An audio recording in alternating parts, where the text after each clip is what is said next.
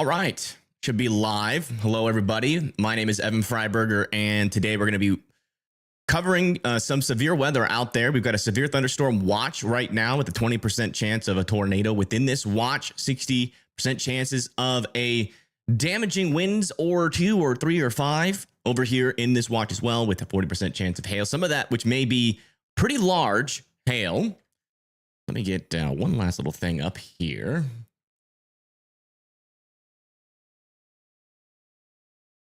There we go. Perfect. All right. But yeah, we are monitoring these storms. These ones up here have a good chance of remaining elevated. There could be maybe a little bit of a QLCS tornado threat with this line as it pushes down to the south and east towards Benson and New London. So line is actually warned for 70-mile-per-hour winds as that moves down to the south and east. So if you guys live in this area, just make sure you are indoors and away from windows. Pretty high chance here that we get some damaging winds that can knock over power lines and some trees as this continues to push down to the south and east. Also back over here in northeastern South Dakota, this is kind of the storm I'm keeping my eye on the most right now. We do have a little bit of an outflow boundary here. If these storms can form, maybe get enough mergers, develop enough mass so that a cold pool kind of surges down to the south and then latches on to that outflow boundary, we could even be talking about a strong tornado today. And this is what the storm looks like right now. This is Storm Runner Media, who is back out there. Are they in their own like car now? Or is he with somebody again?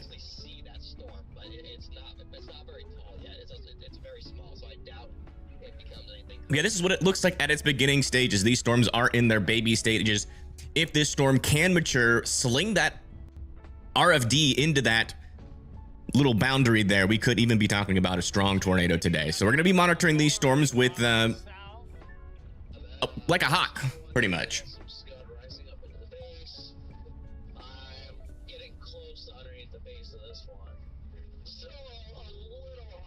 It looks like we're already getting reports that there is some scud rising into the base, which means the storm is eaten.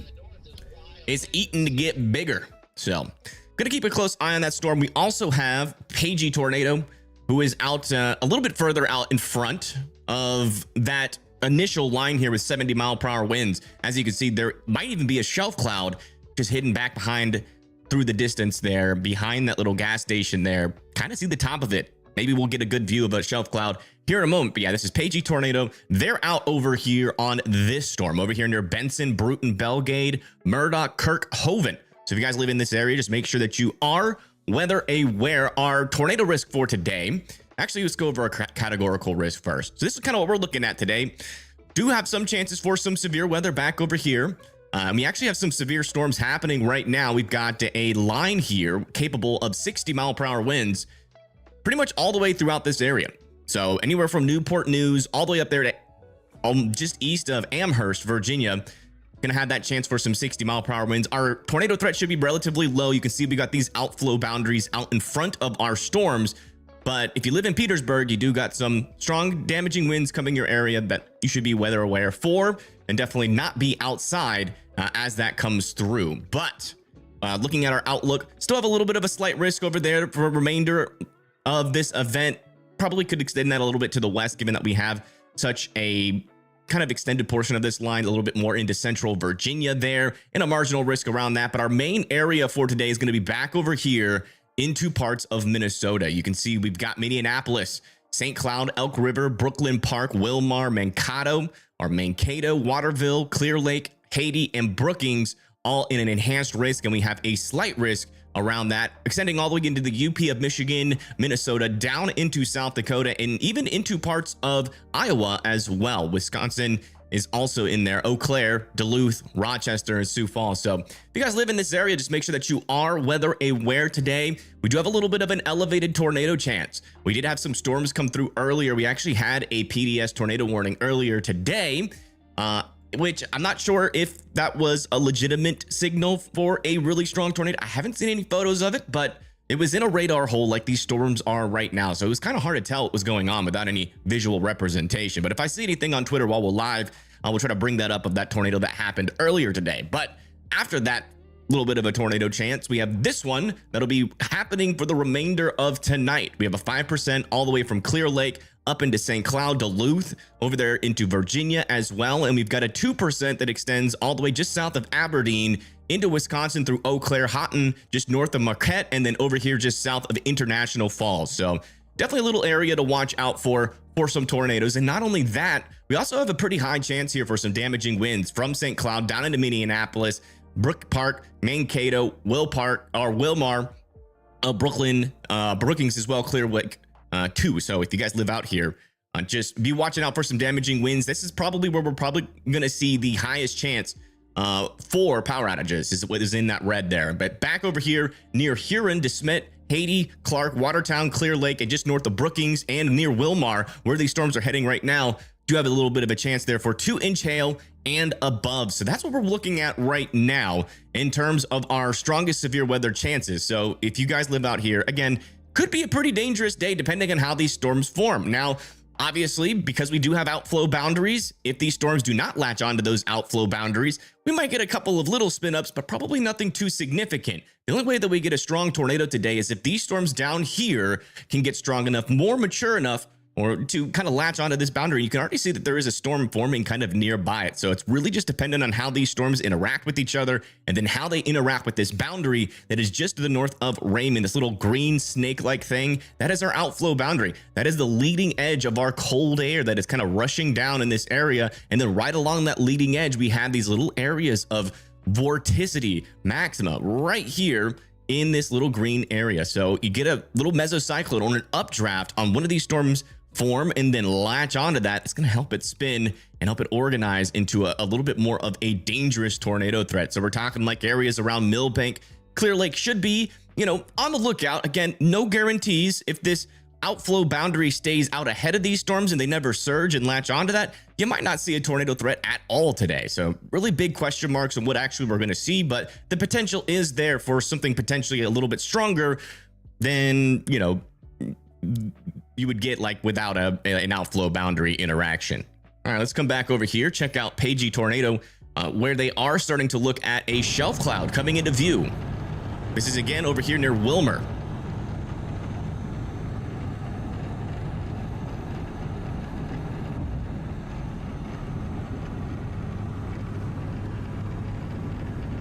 Kind of see it off in the distance there. It's almost in view.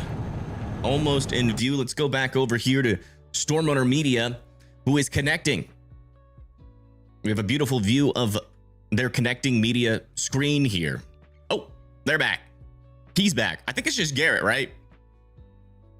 I think Garrett's actually in his own storm chasing vehicle instead of chasing with somebody else today, which is interesting. It'll be interesting to see how Garrett performs all by himself.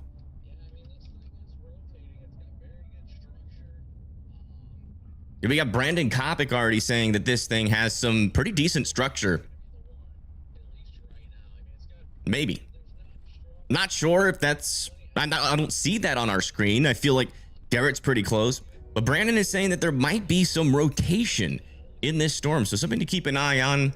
I doubt it's showing up too prominent here. So he's probably seeing very weak rotation. Usually at the beginning stages of these storms, it takes a little while before they really get that going. But you can see some air mixing here and along this boundary. Did that new storm near Henry? Yes. This guy right here, what's basically going to happen is, see how close these storms are? Initially, what's probably going to happen is they're going to interact with each other. Now, depending on how they interact with each other, this storm right here that is close to the outflow boundary might try to just spit out a quick tornado as soon as it starts to mature. But, if we get a little bit of an outflow mess here initially and see that outflow boundary kind of get pushed a little bit further down to the south from the cold air that these storms are going to produce, then we're probably not going to see them and try to do like a really quick tornado right off the get-go. It'll probably take a little bit longer than 10-20 minutes, something like that. But okay, looks like Storm Runner Media's got a little bit better of a view. Oh, we got reports of mosquitoes.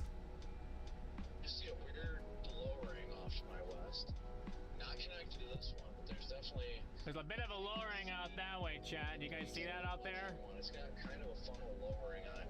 Not anything I'm like, ooh, it's gonna produce a lowering?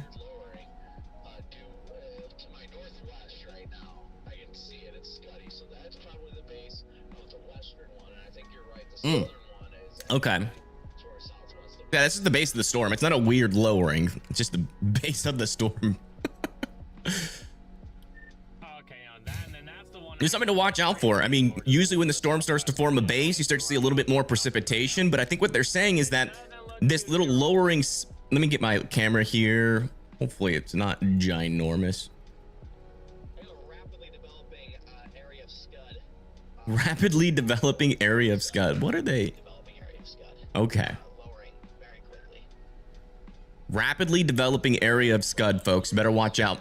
But yeah, right over here, that's the storm that is further down to the south. So like this storm that's actually near that boundary on their radar, you can see here. That's the storm way off in the distance. There's the base. Oh, what in the heck? There's a very nice, also developing Scud area to our southwest. Huh. Now that looks suspicious. Yes, we have suspicious Scud forming on our storm. Further down to the south, this is the one that's just to the east of Clark, South Dakota. PDS blood loss. Yeah, I didn't lose any blood. I was watching the show. Just big recommendation. There's a new show on Netflix called Critical. Even if you think that you can handle it, you probably can't. It is extremely graphic. And I mean, I was able to get through the first couple of episodes fine, but then all of a sudden, just out of nowhere, my whole body felt flush. And then I was just like slowly, like I could feel like the blood like stopping. I don't know. It was weird. And then like I started to feel a little bit tingly in my hands. And then I started to lose consciousness. And apparently that had nothing to do with my heart or anything. My brain just had like this panic, like quick little panic reaction to just seeing such gruesome stuff. They go really into detail on what happens in a trauma unit, which I'm super interested in how that stuff works, but they might go a little bit too into detail. But yeah, I was feeling like crap afterwards, but I took a 2.5 hour nap and I'm feeling pretty good. So I was like, okay, well, might as well just go live. It happens. Yeah, it's crazy. That was crazy because I felt normal. It's definitely not something you can control by like thinking that you don't care that they are surgically trying to repair someone's leg. Reality is intense. It is. It was funny. When the ambulance came, what are they called? The guy, I guess they're just called like the ambulance techs. I don't know. When they came, they were like asking me like, what show was that? I want to watch it. Cause you know, like they're like used to that kind of stuff. But yeah, it was weird because it was one of those situations where like, you know, I was starting to lose like consciousness because I was starting to faint. Right. And so I was like panicking on top of the panic. And I was like, I don't know if this is like something that's actually bad or if it's not a lot bad. And so I was like literally forced to call an ambulance.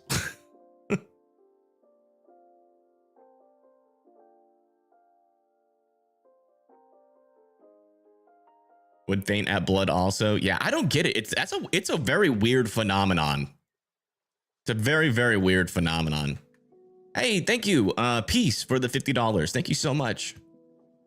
You hate blood, I hate tornadoes. Yeah. Please let me know what I'm thinking about Sauk Rapids today. Yeah, sure. Sorry. I just wanted to go over the environment and everything first, and we can answer questions. Also, we've already had a couple of reports out here. We had a tornado report back over here near Lewisburg, Minnesota, just to the south and west of Appleton. Also, a couple of damage reports from Milan through Watson. I think Sauk Rapids. Let me see. Sauk Rapids, Minnesota. Yeah, it's like over, yeah, near St. Cloud. Yeah, so these storms that are kind of just off to your kind of south and west here, they could dive down to the south like they're doing and continue to do that. Or we could get some more developed to the north, and that would come through your guys' area at around 9 to 10 p.m. Due to that storm that did produce this tornado, the models didn't really capture that very well. And so we do have a little bit of a stabilization in our atmosphere in this area, in this general area. So some things might not happen as forecasted or as modeled here. So just keep that in mind. But it does seem like sometime at around like 8 or 9 p.m. is when your storms are going to be approaching. So, you know, there might be a tornado threat there. There might be, you know, probably your highest chance for anything to happen is going to be damaging winds and some large hail up there, though. And yeah, you can see these storms are actually just to your south. Yeah, there's St. Cloud. They're just to your south right now. This one right here has 70-mile-per-hour winds heading into Bruton and Murdoch, which is definitely going to be enough to knock out some power. So if you live over there near Belgrade and New London, be keeping a close eye on this and starting to see maybe a signal here for some rotation. Again, we are dealing with a storm that is pretty far away from all of our radars, so it's going to be really hard to tell what's happening near the surface. Thankfully, at least in this case, we have Pagey Tornado. A new severe thunderstorm watch has been issued. We have Pagey Tornado that is back out over here. Out in front of this portion of the storm. A new severe thunderstorm watch has been issued. Yeah, just in case you guys didn't hear it the first time, there's another severe thunderstorm watch that's been issued. That's going to be back over there near South Dakota and up into northeastern Minnesota. You can do wind and hail. I hope that's all you have to deal with. Might have gotten hurt. I didn't get hurt. I just passed out. It was it just like, I don't know. It felt like all the blood stopped in my body and I just passed out because I was watching this show. That it was very graphic.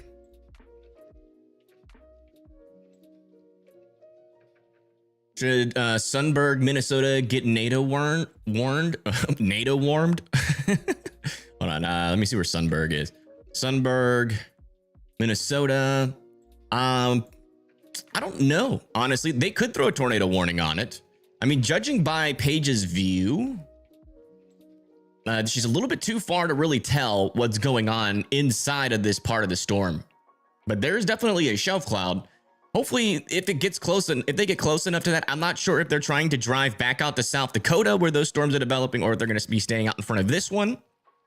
But if they do get close enough to where we can kind of see inside of where that rotation is, that would obviously be super helpful. So fingers crossed that we at least get some sort of view, because at least from afar, definitely seems like there is some mid-level circulation.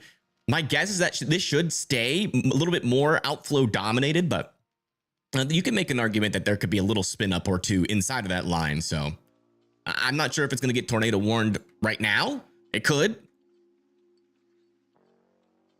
depending on what the reports are in the area. We might have storm spotters there that already have eyes on that are reporting to the NWS as we speak.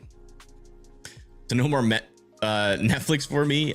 Probably definitely gonna still be watching Netflix, just not that show. Yeah, thank you so much, Peace, again, for that another $50 donation. I do appreciate that. That does help out immensely. We got a tornado warning in northwestern Ontario now. Oh yeah, northwestern Ontario. I guess it's kind of northern western. If you live like over in London, this is northwestern Ontario. Check out these storms. Oh yeah, decent little rotation on this storm. Southeast of Dryden. Is that where the tornado warning is? Also a decent little rotation up here near Lac Seul as well. Wow. Yeah, it's pretty tornadic up here. I know you guys have a pretty elevated risk for tornadoes up there. I think Instant Weather from Canada is going to be covering those storms pretty in depth.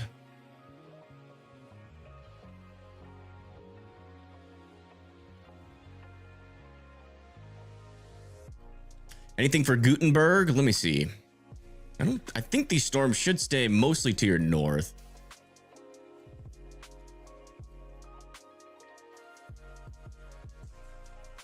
Yeah, our most dangerous storms are going to be staying mostly to your north today.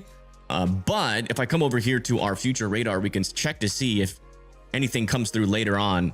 Yeah, it looks like at around 4 a.m. That's when your severe threat's going to pick up over there near Gutenberg.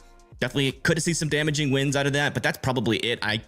You can even tell there's an outflow boundary kind of surging out in front of these storms just on the future radar. So probably just rain and thunder, but you could have a small chance at 4 a.m. for some severe weather if there is still some damaging winds with this storm.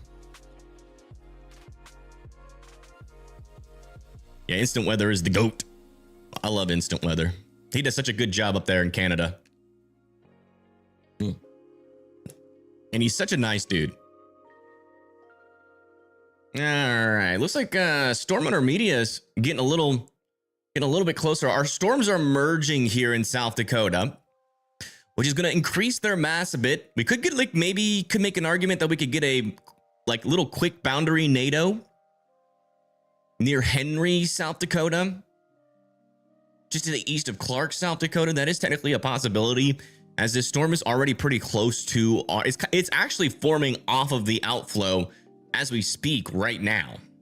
But so far, nothing overly interesting yet about this storm, other than the fact that we are getting a lot of mergers happening, which may consolidate an RFD push here within the next couple of minutes to half an hour.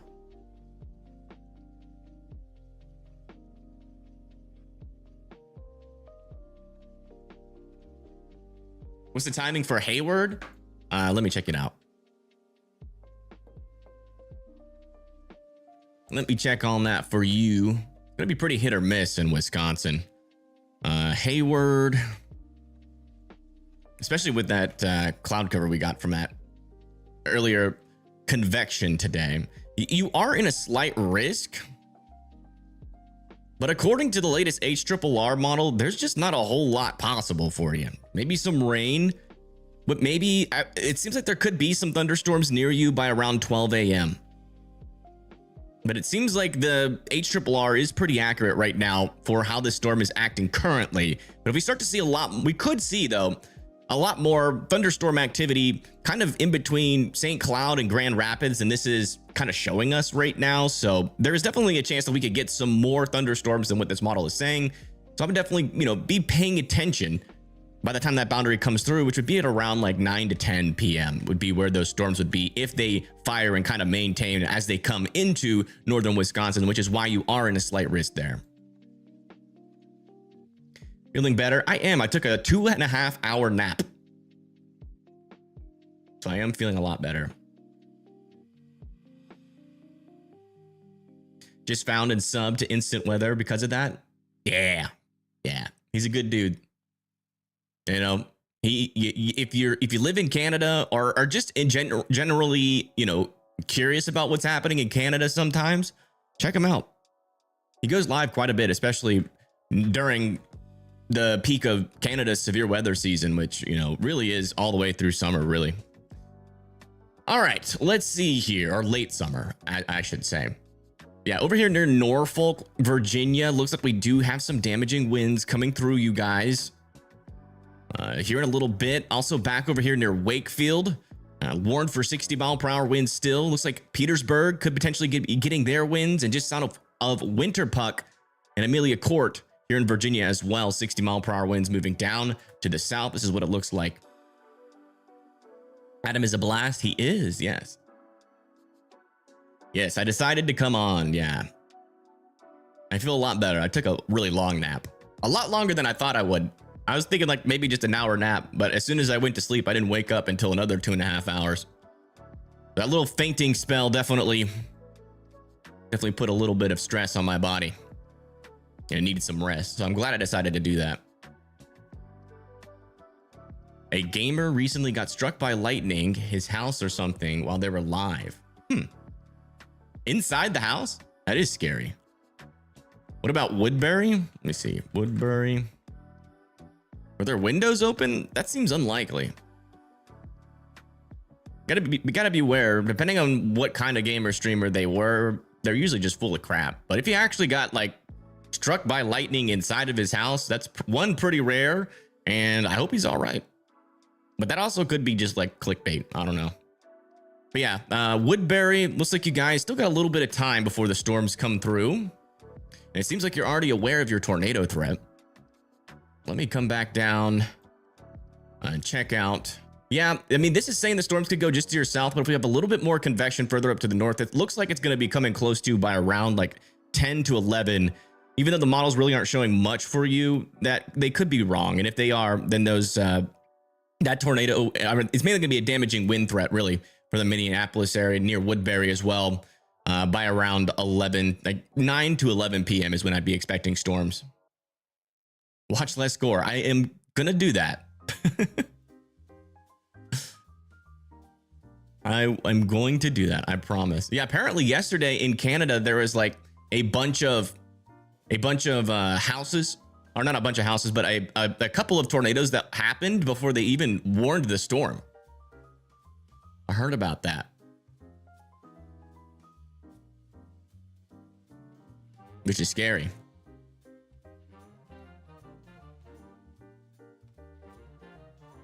There was electric to him, but I didn't watch the video. Oh, okay. Yeah, I don't know. Yeah, I mean, if that's what happened, he probably needed medical attention. And if not, then he got lucky. That's scary, though. How did it... Does anybody know how it, like, struck him? Really interesting. Oh, there's our outflow boundary. This is Storm Hunter Media. This is Garrett, who is near Florence, South Dakota. And this is the storm that we're watching for our main tornado threat today, where we have a storm kind of get a little bit more organized here near an outflow boundary. And you can actually see that little curtain over there. Kind of looks like a storm curtain. That is our outflow boundary. And you can see just to the right on that curtain, just to the right of the road, we actually have a lowering down there. So that could be a wall cloud maybe trying to develop already. It went through plugged earphones. Now that's... I don't know how that's physically possible. Huh. I have to do some research to figure out if that's even a... if that's even possible. I guess there's electric signal that goes through, and they are wires. I don't know. That's odd. That is odd, because that would have to go like through his computer into his headphones. So did his stream stop?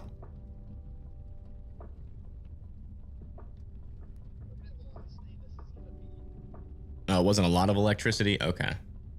So it's probably like maybe like a little static electricity shock or something. You would think if it went through his computer would have got fried and then the stream would have stopped. He probably ended it after? Okay. Yeah, we just got an extension of our severe thunderstorm warning here south of Painesville is going towards Atwater and Litchfield for 70-mile-per-hour winds. And again, with these 70-mile-per-hour winds, you're dealing with a storm that can definitely knock out some power, okay?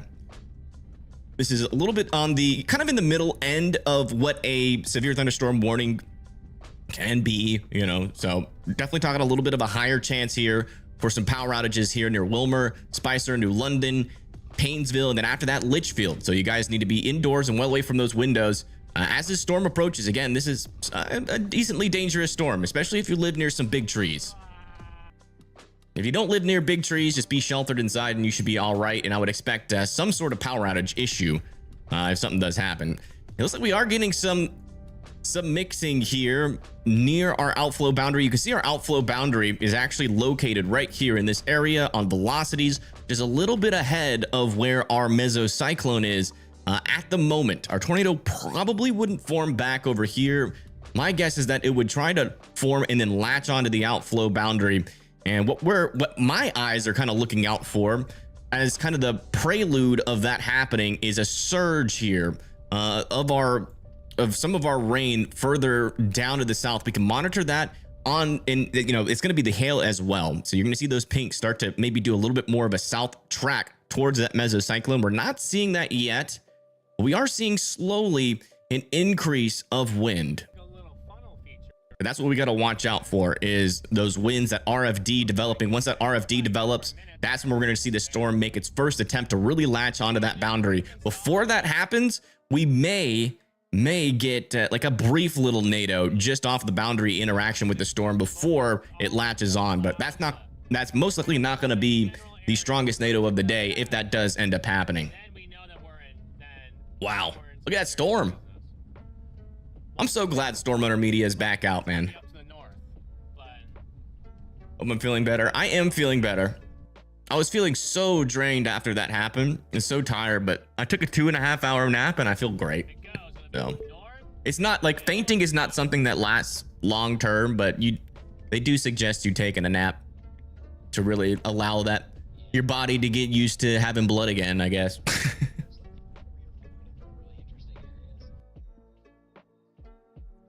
hit a knife in her hand. That is crazy. Was she okay?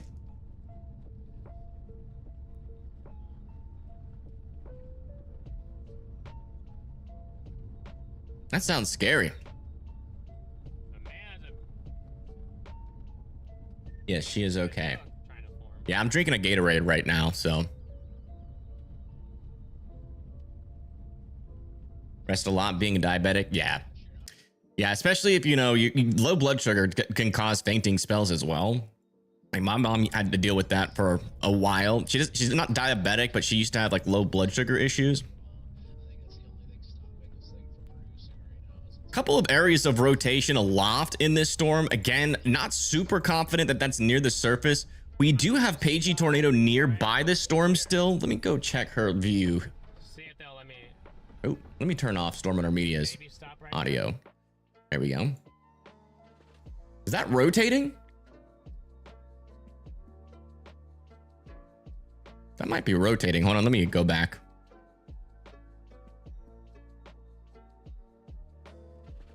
Yeah, that's rotating. Look at that. And let me go back to here, pause it. And then we will, one, make sure this is 1080p. The heck? And two, put the playback speed to 2 times. Just so we can really get an understanding of the motion. And that little feature right there does have some rotation on it. That is definitely rotation.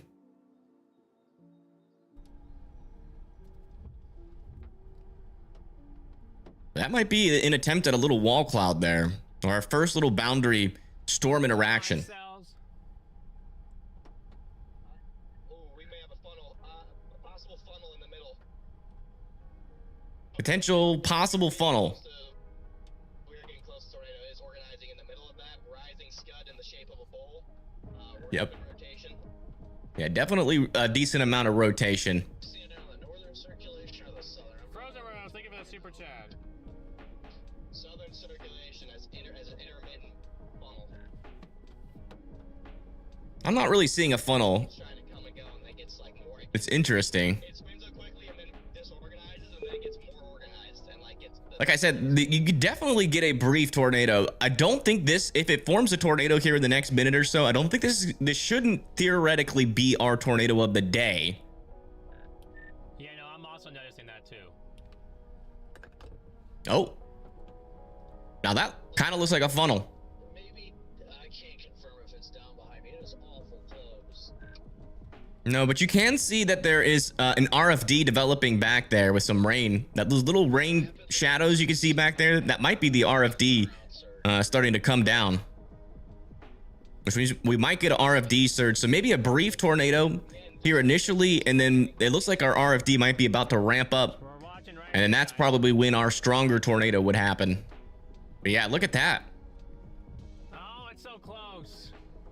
Look at it go, guys. It's trying. RFD is the rear flank downdraft. This is in northeastern South Dakota, near Clark. Kind of close to Watertown, South Dakota. You guys need to be watching this storm like a hawk in Watertown, South Dakota. We're looking at this storm right here.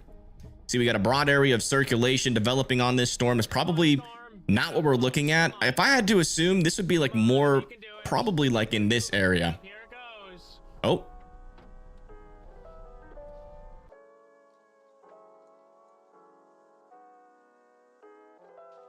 Not sure what happened to his audio.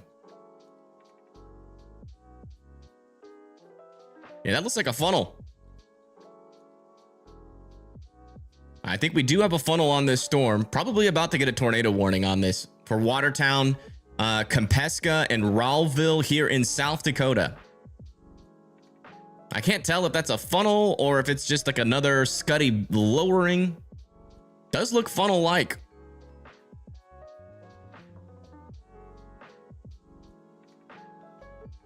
You can definitely tell that there's motion in there. If we come back here and then back it up again, you can see how much it's rotating when we like speed through it.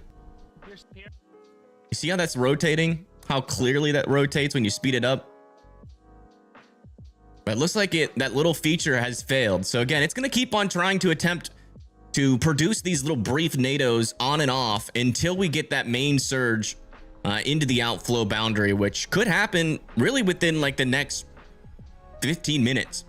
No, you guys shouldn't be muted, guys. There's no sound.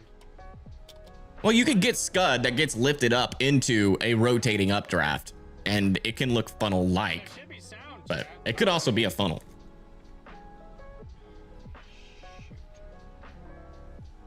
Because we definitely have rotation in that area. That's where the tornado would fall There wouldn't be sound. No, or would drop.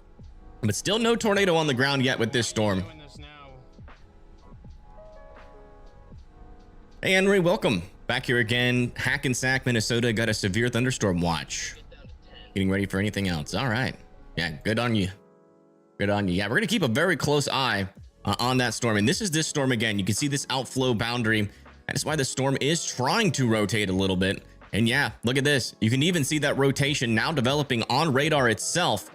This thing is getting close. This is actually, looks like, A new tornado there it warning is. has been issued. And there's our tornado warning here for Kempeska, Lake Kempeska, and Watertown. Parts of Watertown now need to be in their safe spots.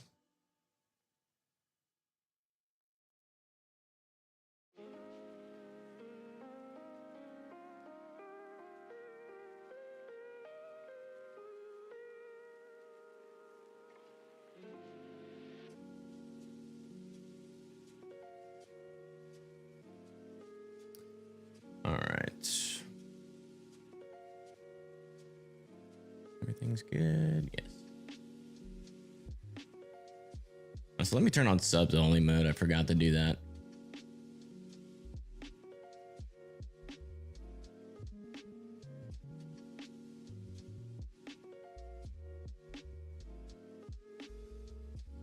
There we go. Let's go back over here to Storm Runner Media. See what's happening. Oh yeah, there's that RFD push. There it is, that RFD cut is coming in now. This storm is very close. This is probably right around when it's actually going to drop one here. You can actually see that RFD cut pushing into the storm. Let me get my little camera back. Wrapping her in right there. That tornado would form right here. Oh, they're saying ground circulation? I'm not seeing it yet. Oh yeah, it's on the ground. Tornado on the ground. We have a tornado on the ground here just to the west of Watertown, South Dakota.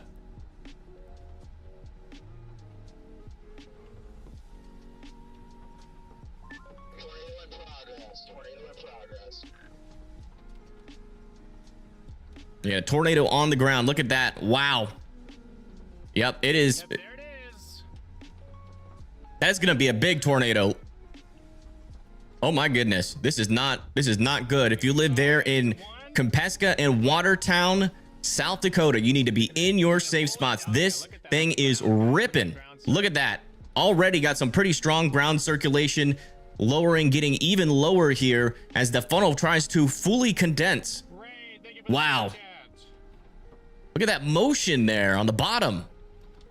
I don't see any houses yet, so I think this is in a field for now. But man, yeah, look at those clouds above it too, how fast they are moving around that circulation. And it's almost fully condensed. It is almost fully condensed. My goodness.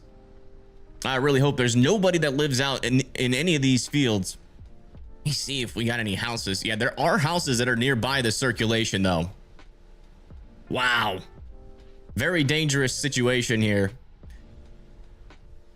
Really hope that this is a brief NATO and it lifts quickly, because this is very close to Watertown, South Dakota, which is a pretty darn, I wouldn't say it's like super populated, but it's definitely some people there. I mean, they got a golf course. They got a park zoo, a hospital. I mean, it's a pretty developed area there near Watertown. Wow. Yeah, that is looking dangerous already. It's not fully condensed, but you can still definitely see that ground circulation underneath our funnel here. I might get a little closer, chat. I'm gonna get a little closer to that thing.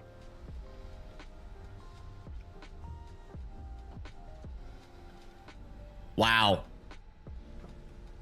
Yep, it is still on the ground.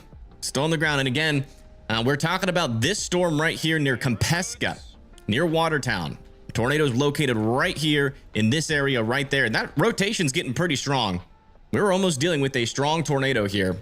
We got a tornado down, chats. Almost dealing with a strong tornado. Just based off of radar, we might be about to get a PDS tornado warning. Yeah, look at those vortices dancing underneath it. A new tornado warning has been issued. Oh my goodness. It is fully on the ground, folks. Yep, that's strong. Look at those vortices. Look at those vortices dancing. My goodness.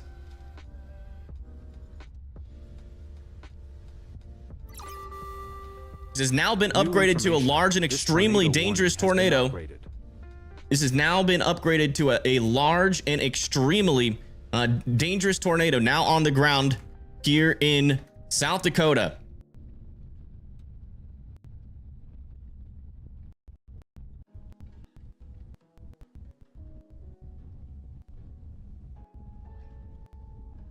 This is not good. Look at that, fully condensed here. We have a tornado, strong tornado on the ground, heading towards Watertown. If you live in Watertown, you guys need to be in your safe spots. Let's come back over here where we also got another tornado warning back over here near Minaha, Grove City, Litchfield, and Forest City as well. You can see we have an area of rotation moving down to the south and east towards Litchfield and Forest City. So guys, be in your safe spots over here in Minnesota now as well.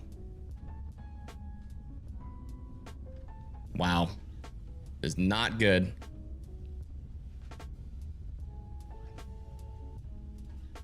Yeah, it's a big NATO.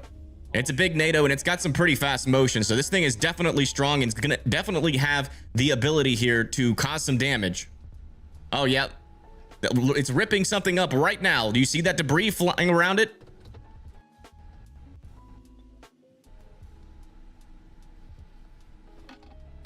Yep. Debris there. Debris there. Oh, no. That looks like a structure. Maybe. Or some trees. It's hard to tell. Yeah, it looks like he's struggling with this service. But yeah, this is our circulation right there, just to the west of North Shore, heading towards Lake Compeska. Again, if you live in Lake Compeska, please be in your safe spots. And over there near Watertown, again, this is a large and extremely dangerous tornado in progress. You can see we're getting a very close approach here from Garrett Stream. Look at that. Oh my goodness. That is terrifying. If you live near this area, again, this is just north or just right around 23 and 8 on the junction of 442 Ave and 168th Street is where this tornado is. So if you live anywhere near 8 or 10 near Lake Compeska in North Shore, you guys need to be in your safe spots. This is an extremely dangerous tornado. You can see that there is quite the bit of motion on the bottom side of this tornado, and that it just kind of gives you a glimpse of what its power is as that continues to hopefully stay over a field.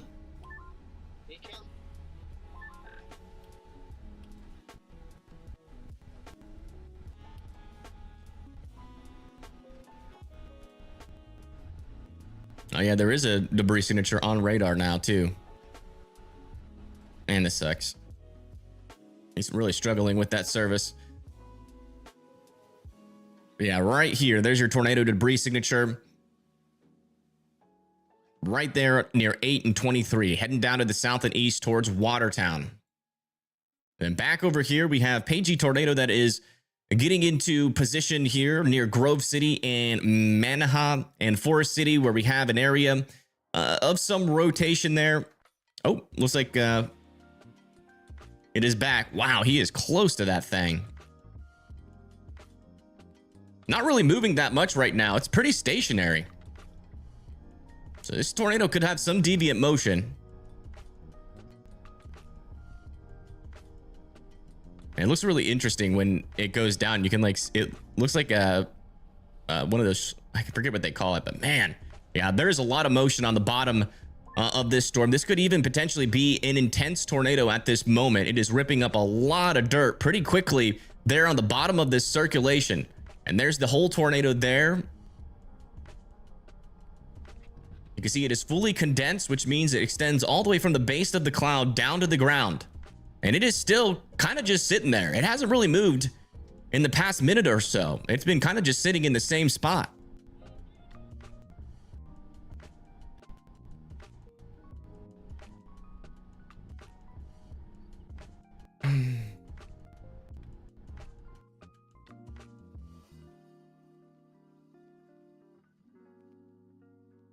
Yeah, there's your rotation here on our leading edge over near Mana, Grove City, Litchfield, and Forest City. Please continue to be sheltered in place as this pushes down to the south and east. Again, pretty dangerous situation here if this can actually produce a tornado, but as of right now, not really looking too organized on radar. I'm really waiting, hopefully, to get a view here from Pagey Tornado. Let me come back over. Oh, and Storm Intermediate is really struggling. See where they are. Wait, who is this? This isn't Pagey. Is it? Oh, they don't have their overlay on.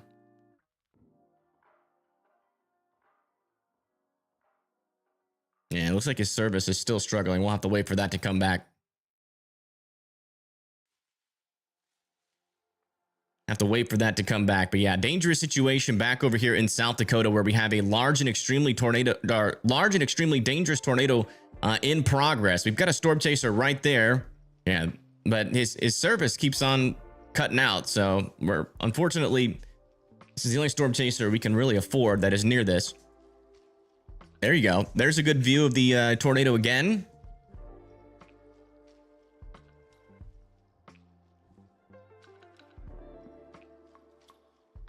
Yeah, I don't know. His service just keeps going out. You can still kind of see it when it does that, though. But yeah, if you live over there near Kempeska, Lake Kempeska, please continue to be in your safe spots. It does seem like the tornado is moving a little bit now. And yeah, there's your debris signature, pretty obvious there on radar. So our tornado is now located over here. And unfortunately, this is going towards buildings right now. This is going towards buildings like 169th Street there. Let me get another chaser view, because this is just not going to work. We'll get to it if Freddy is nearby.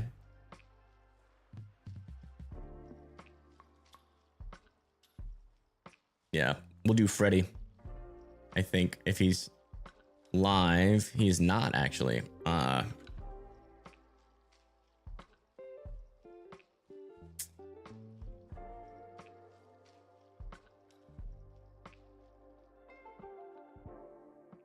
Okay, we got another view of it, and the service goes down again. Okay. Oh, is it back? Sorry, I'm trying to go over there wherever he gets his service back. There it is. Okay, this is what it looks like right now. As you can see, we still have a tornado in progress. But please continue to be in your safe spots over there near Lake Kempeska. Again, this is a dangerous tornado. Again, this is a strong tornado that is in progress. At some ports of its life cycle, it has seemed maybe even potentially intense, but it hasn't really moved much since it's gotten started. It's only moved like a couple of 100 feet, or I would say a couple of 100 yards since it started.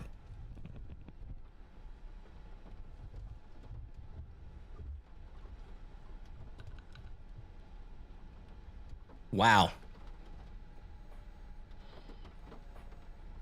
This is not good.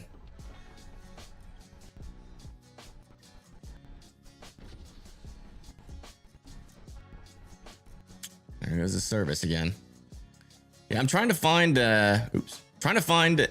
another storm chaser so we can get a little bit of a more consistent view, but Freddy is not on this storm. The Storm Intermediate is the only people that we have that actually has a view on this, so we'll just have to keep trying to come back over here when we can.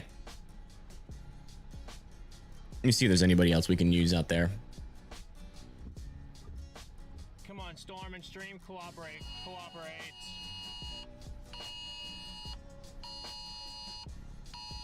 Yeah, there's nobody else that we can use, at least. A new tornado warning has been issued. New tornado warning has now been issued back over here near Cold Spring, Roscoe, and Watkins. We got an area of rotation right here. Seems like our southern rotation has kind of died off, but we got some pretty strong winds about to move into Forest City in Litchfield. I'd still be in your safe spots just in case there's a little circulation in there. And our new circulation is just over here west of Roscoe, moving off towards Cold Spring and Watkins. Please, you need to be in your safe spots back over there. Here into South Dakota, we still have this circulation ongoing and tornado still in progress. Here near Kempeska, you can see large debris signature here just to the north and west of Kempeska, moving towards Lake Kempeska. Still very slow moving tornado, but I would not let your guard down, as this thing could pick up speed as this storm gets a little bit more organized and makes probably a little bit of a better attempt to push down to the south and east. Is that my cornfield? I hope not. Big tornado in progress, guys. Oops, I forgot to change my overlay.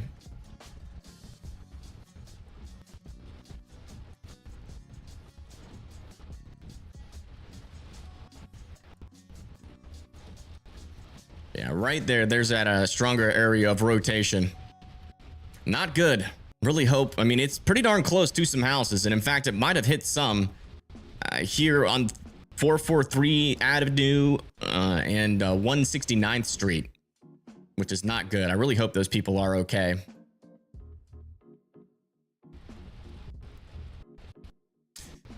Yeah. Well, I feel bad for Garrett. His stream is just not cooperating. You can still kind of see it though on the bottom left.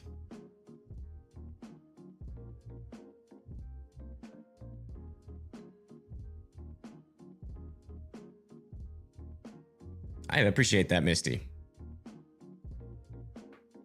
Okay, please do not mention other streamers that we're not using in chat.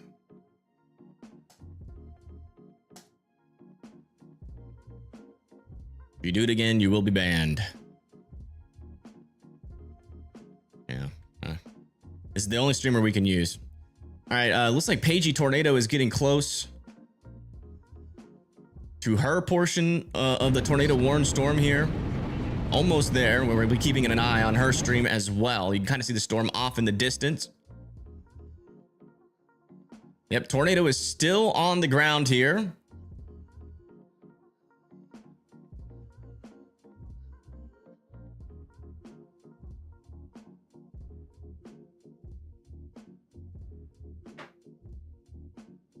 Yeah, right there. Still a tornado in progress. Looks like Stormwater Media is moving again. So maybe they'll get into a little bit of a better position and hopefully a little bit of better service so we can keep tabs. But, you know, it's pretty easy to see on radar. So technically, we don't really need their view, but it is helpful. That was it. That was my... Let's come back over here and keep an eye on this. Yeah, our latest scan with this storm over here near Litchfield is looking mainly more like a damaging wind threat. Even our northern portion of our storm here is also looking like a damaging wind threat. I'm not really seeing much concerning rotation with this. I see a couple of areas of rotation, but nothing super organized or strong. I would still want Cold Spring, Watkins, Forest City, and Litchfield to be in their safe spots, as we could still get a brief NATO as this moves down more to the south and east. Okay, so we got finally another view here. Oh yeah, it is turning into a little bit more of a needle tornado. Yeah, it looks so grainy. Why does it look like this?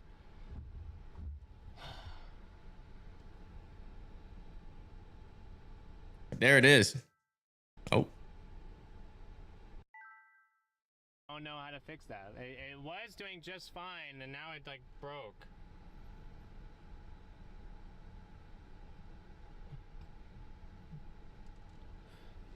It is still on the ground, chat. It is still down. Clearly still in progress. Yeah, still in progress. Still really hasn't moved much either. It does look like it's about to rope out. Yeah, the rotation on this storm has pretty much fizzled to almost nothing. But there, you can still see that there is a tornado on the ground. So we might be about to either get a recycle and see this thing occlude, or maybe in a failed occlusion and it stays on the ground. There's two little scenarios here, but it's definitely still looking pretty darn strong if you ask me. lifting up that dirt pretty quickly. But even though it's a smaller tornado, it is still a dangerous tornado nonetheless. Heading towards Watertown. Again, that's South Dakota near Lake Kempeska. Near Kempeska. Here in South Dakota. Hey, Jen.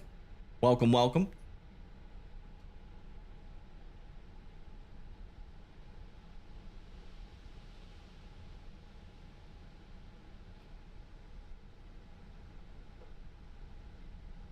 Looks like it's getting rain wrapped now, too. Oh, did it rope out? No, there's still a little noodle in there, I think. It's got that little thing in the middle. Oh, yeah, it's still on the ground. Rope it out. And this storm is still pretty close to this outflow boundary, so this might not be the only tornado it puts down.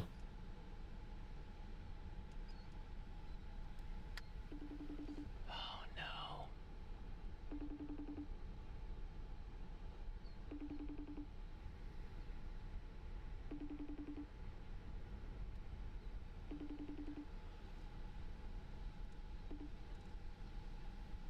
Oh, yeah, it's definitely roping out. Oh, Yep, nope, still it's there. fully condensed again. Doesn't, oh, there it goes. It's so dark, guys. It's too dark. Look at it. It's so dark. Oh, no. I just messed myself up. Okay, Garrett. First time out Hopefully everyone's alone, okay. you'll get it. Does anyone know if anyone got hit? Yeah. Oh, still on the ground. It was lifting for a second, but it's still going. Certainly hit, it looked like. Again, this tornado's either gonna lift or recycle and then try to drop another one. Definitely going to rope out. Where were the? I didn't see any actual. I saw what looked like a couple barns, maybe. I didn't see anything that I just thought was a house. Okay, maybe some barns got hit potentially. It was a house. I was going back up there and I was just told it's empty. Nobody's there. Hey guys, just hopping on. I was watching Tanner's stream. He pulled up. There was a house that was hit, but Oh, Tanner. Brandon saying there was nobody that they found at the house.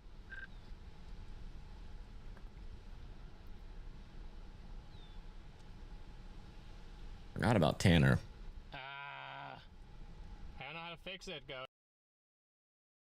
Totally forgot about Tanner. Let's get Tanner up. We can use Tanner.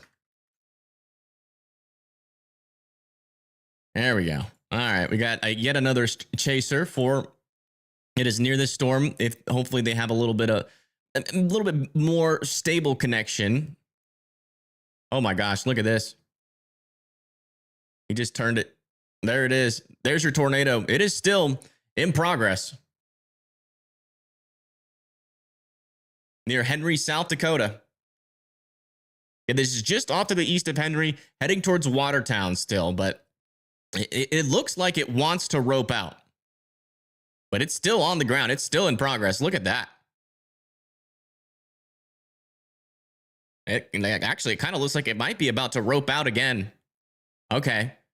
It's not fully condensed anymore, but it still could be on the ground. Let's go back and check. Stormwater Media. Yeah, from their perspective, it does not seem like there's anything on the ground at this moment. All right, let's come back over here just to the west of Minneapolis. Yeah, still a strong push of wind here near Forest City. And maybe a new couplet developing just to the south of Forest City. Still 70-mile-per-hour winds potentially on this part of the storm as well. So Litchfield and Forest City need to be continuing to seek shelter in their safe spots. On our northern part of our cell, though, no rotations up here. So I think the tornado threat's pretty low right now up there near Cold Springs and Watkins, but I would definitely be continuing to be in your safe spots out over here just in case this thing tries to re-wrap up. But as of right now, it's not looking overly dangerous. Here's the view of that storm from Pagey Tornado. Don't know where they are. Looks like their overlay is broken for today, which is fine. I know they're out in front of our storm there near like Dassel. They're probably somewhere near like Litchfield and Cold Spring. I'm pretty sure they're near that portion of the storm, but it's kind of hard to know for sure.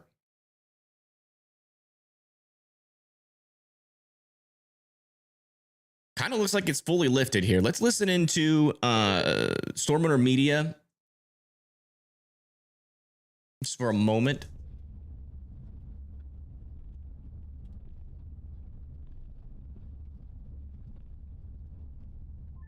Just please don't cycle. Yeah, if this thing cycles, this is going to be bad news for Watertown. Watertown, definitely don't let your guard down. It seems like this tornado has completely lifted. Please don't cycle. But what can happen is that this storm could recycle and try to put down yet another tornado. That close. Trying to increase again. Let me check. Not quite. All right, Chad. I gotta. Well, I think that's our dying circulation here. Let me put this in motion. East on whatever this is, 212. Yeah, I think this is our dying circulation that just occluded. And then we're gotta watch over here near Compeska for a new tornado. There is kind of good news for Watertown though, if this does develop further down to the south. Repeat, if you're in Watertown, People do not know how to stop please sign works. take shelter now. Yeah, Watertown should be in their safe spots. Definitely got a strong supercell right next to this outflow boundary. This could easily become a prolific tornado producer. Tornado. Just Oh yeah, you can definitely see there's lifted. still some rotation in there. New wall cloud forming off to the east. Yeah, still a very organized storm. Ivor, Virginia? Is that debris? What is that over there? Right on the eastbound on 212. I think that might be debris off in that field. That was weird looking. I'm not sure.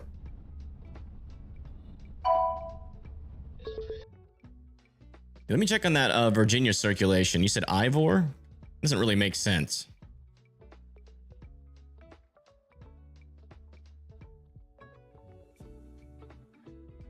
Yeah, you're right. There's definitely some strong wind here. It's trying to surge, but I mean, there's not really much rotation yet. There's a little bit there south of Sedley. Got to keep an eye on. This is in Virginia, just north of Franklin. We might be having a little bit of a mesoscale accident happen here with a strong RFD pushing down, which might allow the storm to kind of briefly latch onto it. This little outflow boundary that is extended out around it. So we got to keep an eye on this. A lot of little storms are about to merge into this storm right now, though. So that might shut that attempt down, but got to watch it here in the short term. Here in Virginia, just to the north of the North Carolina border. That is an interesting looking storm. Yeah, that's the latest. Our tornado has officially lifted, and we're trying to see if this thing is going to reorganize. Very well could. Very well could. Now, we are still kind of in daylight heating, but it is going to be waning from pretty much from pretty much around 6. Yeah, it's at 6 right now, so it's going to be waning all the way until about 8. So the longer that daylight heating kind of fades, the lower and lower the tornado chances will eventually get. And it looks like they have dropped this. Oh, wow. They dropped the tornado warning. Okay. So they have completely dropped the tornado warning on this, which is an interesting move.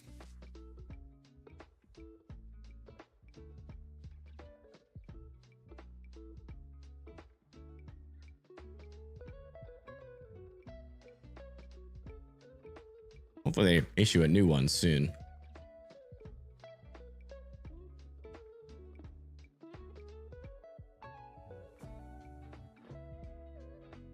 Yeah, still a pretty strong surge of wind that's coming here through Forest City. And these tornado warnings expire in, this one down to the south expires in 8 minutes. This one up to the north expires in 23 minutes. But I do think that this tornado warning will probably be allowed to expire before those 23 minutes are up. But we definitely still got some, what appears to be some pretty strong winds coming through the Forest City area. Still warned for 60 or 70 mile per hour winds. Could be some isolated areas a little bit stronger than that. Let me see if I can find any traffic cameras out over here as well. We do have Pagey tornado that could be near the storm. I'm not quite sure what part of the storm she's near though. Let me try to listen in.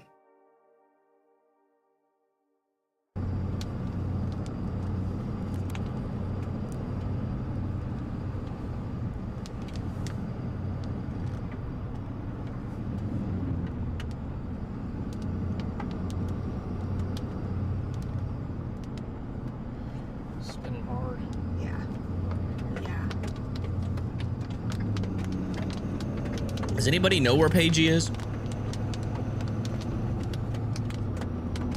I think she should be pretty close to these storms, but I'm not sure if she went back towards the west or not.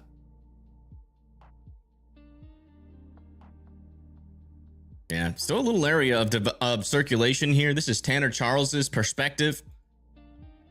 He's near Henry, South Dakota. Let's make sure we're current. Listening. Rotation is we need to get. I think we need to get further. I'm like looking at everything, and I don't think this is the main part of the rotation. I think we need to get further. Yeah, we need to get further. I don't think this is the main part. I think the main part is up here more. I really like his color That palette. thing's spinning back there, but when I'm looking at radar, it doesn't make. I think the main part is actually up here more.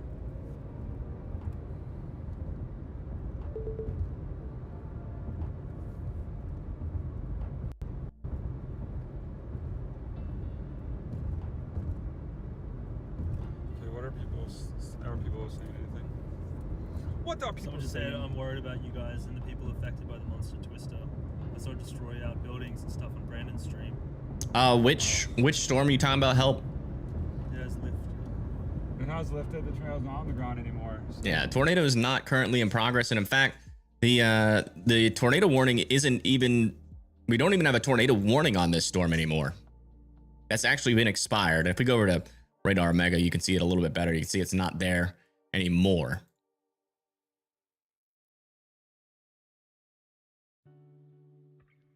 So they are extending this as a severe thunderstorm warning. The tornado possible tag. So it looks like they're going to be allowing this tornado warning to expire here in 5 minutes. Still want Dassel, Stockholm, Cokato, Montrose, Buffalo, Annandale here in Minnesota to be indoors and well away from those windows. They did downgrade the wind on this storm as well from 70-mile-per-hour winds down to 60-mile-per-hour winds. So that's a good sign. Not seeing nearly as strong winds. So it looks like these winds that we are seeing that are pretty elevated might be just above the surface. We're not really. Let me see if we've got any storm reports around this storm yet. Yeah, nothing, no major storm reports out of this. A couple of damage reports near the beginning of this storm. Grain bins buckled over in Sunberg. Let's go check back over here with Storm Runner Media.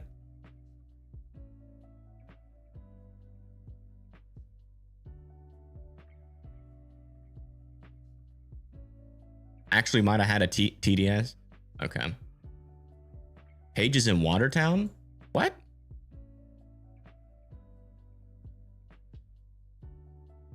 She really?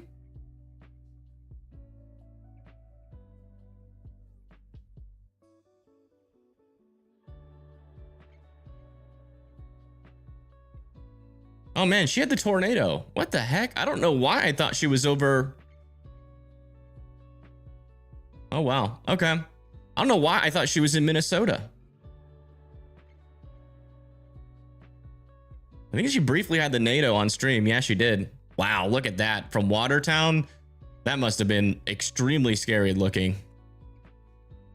Yeah, okay, so they're on the same storm. Okay, I don't know why I thought she was in Minnesota. She got the tail end of what? What are you talking about?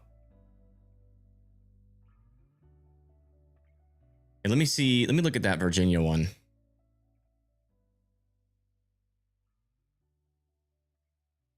Oh yeah. Yeah, it did get pretty intense there for a little bit. Like north of Seedley.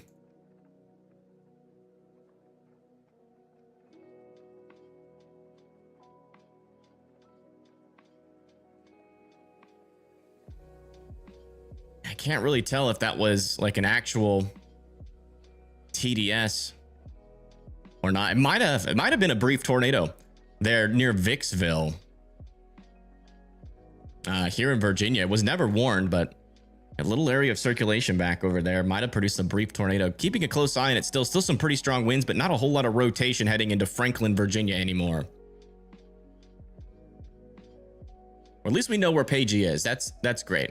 We got 3 storm chasers on the storm here.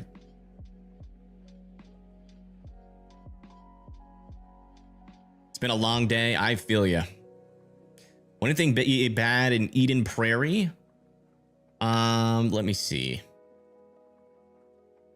Eden Prairie. Yeah, I mean, you do have a storm coming towards you. You can see how our storm is developing is a little bit off from what the models are saying, though. So yeah, it looks like you guys in Minnesota or in Minneapolis are going to be getting a close call, most likely an impact here from this storm. Probably within the next hour or so. You know, we were thinking around 9 to 10 p.m., but it looks like this storm is going to continue off to the east, and our models didn't really model that out very well in our latest reports of a tornado on the ground again. Let me check our chasers. This is Paigey. Let me see what she's saying.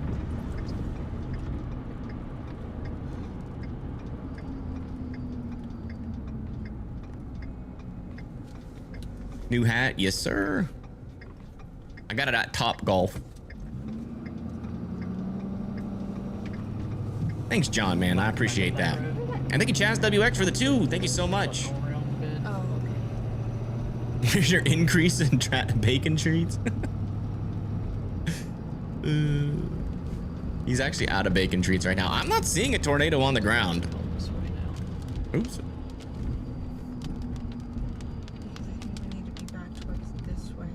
I mean, they're pretty close to where circulation could be. This is from Stormwater Media. Not seeing anything from his view. This is an interesting perspective here. This is Tanner Charles.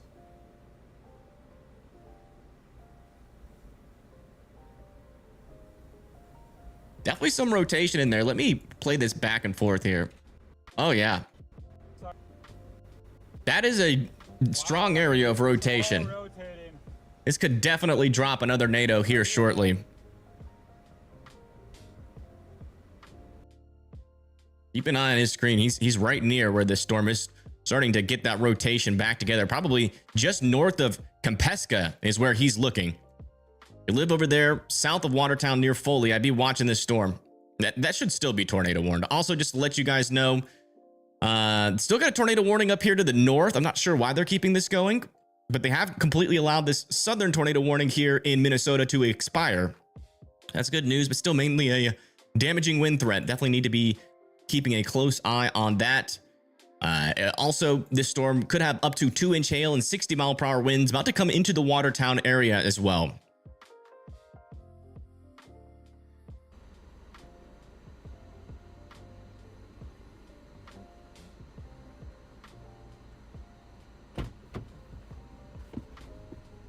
A boat rescue? Jeez, that's scary. There's a boat on Lake Kompeska, right? Yeah, Kompeska. That's scary. Because they were very close to that NATO.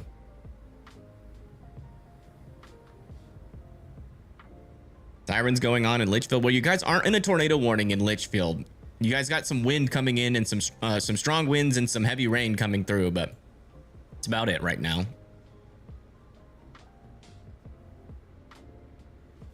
Large house in Henry was reduced to interior walls. Did you post that in chat? You guys can see. We're gonna go wide for this. Oh, I see it. Yeah. So this is from Tanner Charles. Wow. Look at this. Tornado northwest of Henry, South Dakota hit a home. Oh no. Doesn't look super crazy, but don't think That is not good. Yeah, that was strong. That is definitely strong tornado damage, undoubtedly. Kind of hard to tell how the house was built though, so we won't know the exact rating, but I would really hope the folks in there were sheltered in that area. Let me see if he has any report. He said he could not find anyone. Uh-oh. We immediately did search and rescue, but they couldn't find anyone. So either it was unoccupied, or potentially maybe they were lifted out of the house. I don't know. Hopefully it was unoccupied. We'll try to get more updates on that as it comes through.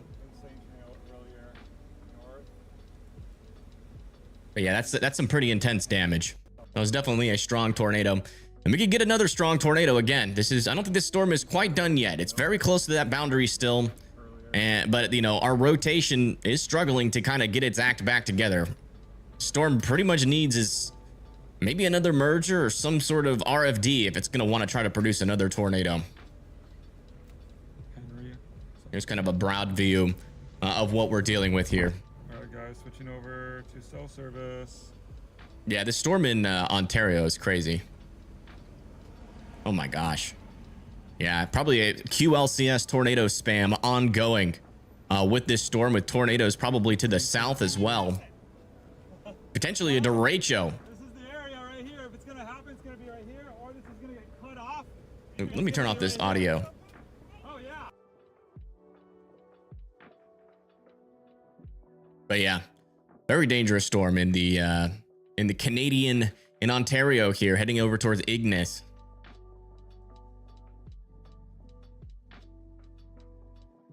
All right, let's go check back over here. They're still reporting some rotation on this. Let me go back. Oh yeah, there's still definitely, if you look at that. There's still definitely a decent amount of rotation near the surface, but our radar really isn't picking up too well. Please be praying for the house we came upon earlier.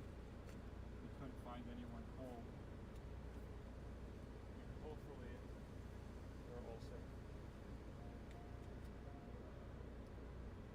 safe. Depends on where they live, Liam.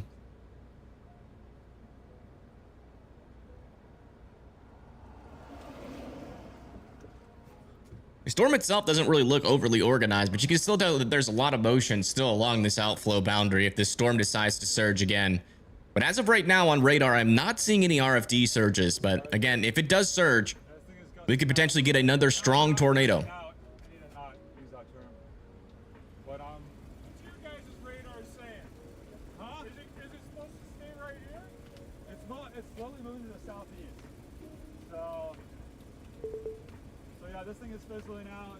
So I think it has to reorganize. So it's slowly pushing to the southeast. Oh wow. So That was crazy. I've never seen it. I told you it's tornadoes. Looks like there's another circulation, like kind of almost just on the very top part of the screen there. we're gonna reposition because the rain's right there. So Yeah, it looks like they're going to reposition here. But yeah, they're talking about this storm right here. Again, the surface doesn't look much different than radar, but there definitely still is some spin. I think what they're looking at is the base of this outflow boundary, and that's where most of our spin is going to be. What we're watching for here is an increase here of these green colors, or maybe even an increase here of our red colors, indicating that there is an outflow boundary, or not an outflow boundary, an RFD, or basically a strong surge of wind and cold air on the southern side of the storm, and that'll push this updraft, sorry. It'll push that updraft closer to the outflow boundary and allow it to latch on there where there's a lot of vorticity and spin. So still a dangerous storm, but as of right now, it's mainly a hail and wind threat coming into Watertown with potentially up to 2-inch hail. So again, that's significant hail. That's definitely going to be enough to ruin roofs and break windows. So please, definitely don't be outdoors as that storm approaches. Back over near Morris, Morris, Minnesota, we have 60-mile-per-hour winds, 1-inch hail. These storms are moving more to the north and east, potentially a flood threat developing up here. Let me see if we have an outlook for our flood threat over there or not. Yeah, we have a slight risk for flooding, but this very well could cause some major flooding out here near Chokio, Albert, Alberta, Morris, and Hancock, as well as some 1-inch hail, 60-mile-per-hour winds. Is it true there was a strong tornado? Yeah, most likely. This tornado did hit a house. It's pretty undeniable. That's definitely strong tornado damage. This is from Tanner Charles, one of our chasers. Or one of the chasers we use. He's not our chaser. Independent.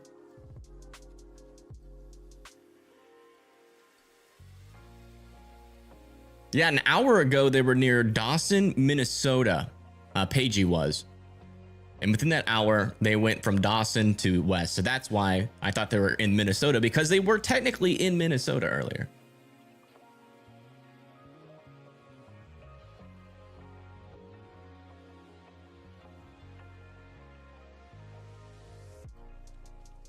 Yeah, they're all basically in the same area. Yeah. So we have really good coverage on this storm if it does try to do it again. But as of right now, it looks like it is struggling to reorganize, which is interesting. I mean, it's still pretty close to that outflow boundary, but just dynamically, the winds inside of it really aren't helping its case. It needs some stronger winds and a bigger cold pool surge in order to see another tornado. So hopefully we just never get that. And although this storm is closer to the boundary, we just don't get it. We don't get it, you know, trying to put down another tornado. That's the hope. Because if this storm can't do it, these storms over here in Minnesota are going to struggle. Maybe not completely impossible. They're north of Cocado, heading towards Buffalo.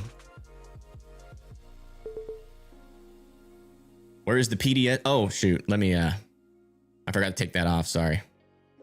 I got to do it all manually. So sometimes when we get distracted, there we go. We did have a PDS tornado warning back over here, kind of where the storm is. I mean, the storm really hasn't moved that much over the past few days, or the past few hours, or about over the hour here. It's kind of been in the same spot. Interesting thing is you can kind of see like we're getting like these little mergers come into the storm. So I think that's what's causing our storm to struggle here initially. We're getting these little storms develop off the outflow boundary to itself. They're merging up into the north, kind of disrupting the storm's ability to really wrap up and organize a new mesocyclone. So it is trying to cycle, but those little mergers that are forming to its south are definitely throwing a wrench into its attempts to produce right now.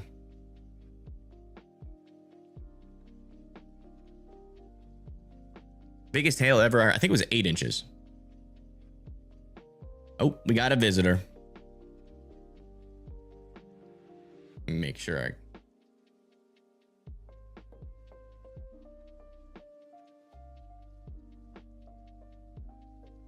I used to be able to control it using that, but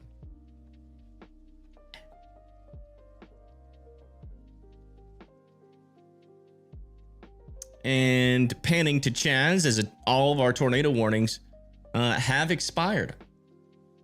No. Are you a little sleepy poo?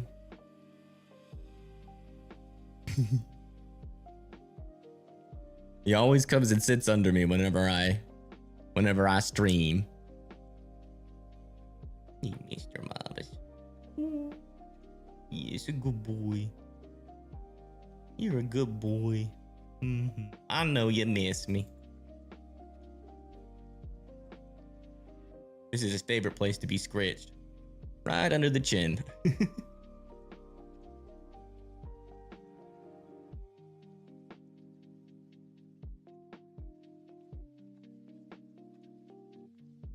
Wouldn't be a bad idea for the tornado to warn the storm near Watertown. I don't see why they should, to be honest. It's looking pretty disorganized. I mean, it is close to that outflow boundary. I wouldn't necessarily disagree if they did issue it, but I mean, just looking at it via our storm chasers and looking at radar, And how these things go, and you're like, oh yeah, whatever. you know, Because like even at going the into someone's house, dude, and it's just like you see, and you're like, I Well, could see, see, I could find someone. well, see, you go in and you just don't know where you're gonna find. Right. And that's. Yeah, it was. But you have to. you be just like- don't know. But you have to be like, okay. You can't really know if this thing's going to produce or not right now. So I don't think they're going to warn it until we get some better signals from the surface, because you can definitely tell. I mean, it's struggling. Really good, bro. It's a little bit outflow dominant right now. Yeah, dude. Yeah. Oh, I'm so glad the dogs were safe too. Yeah, yeah. No, I'm it's glad too. just- I'm glad. I'm glad the dogs were safe.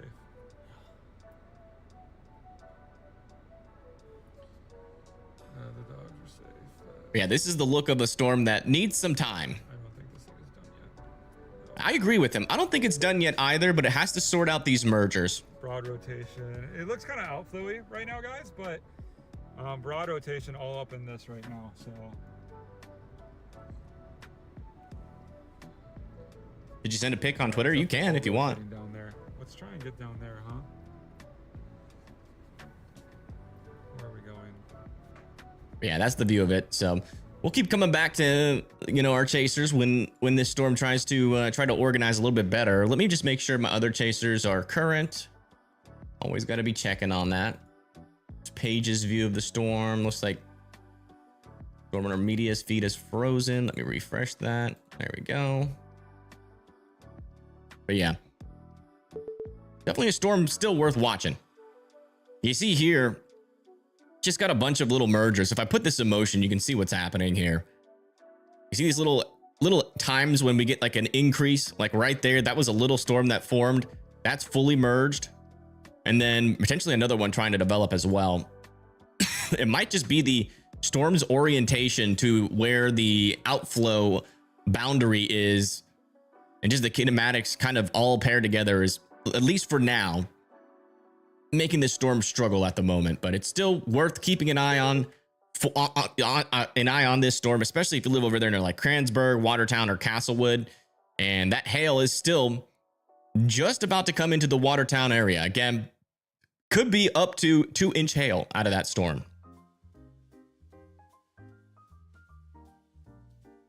What time is it for me? It's 6:43.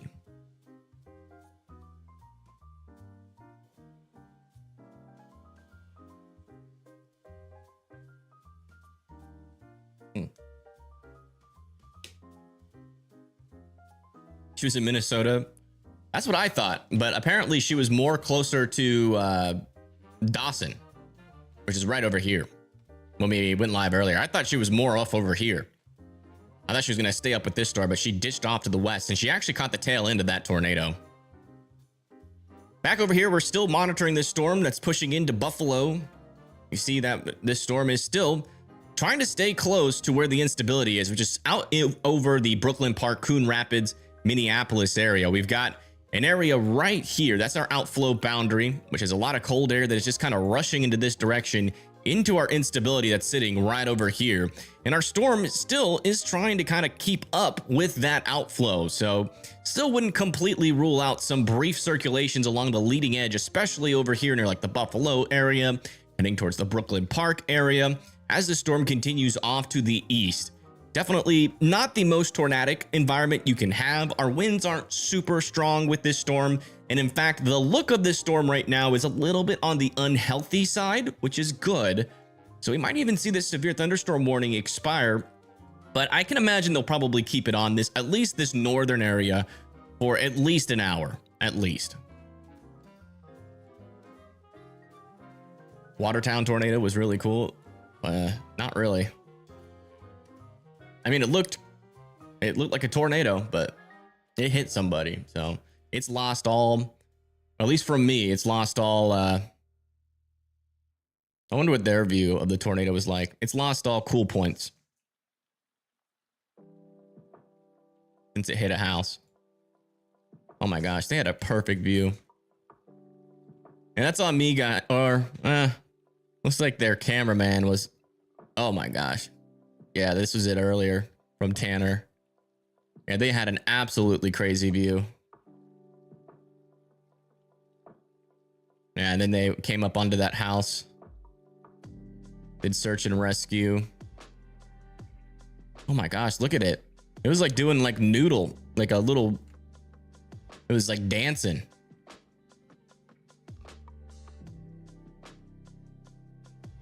Yeah, that's when they did the search and rescue there. I think there was a dog.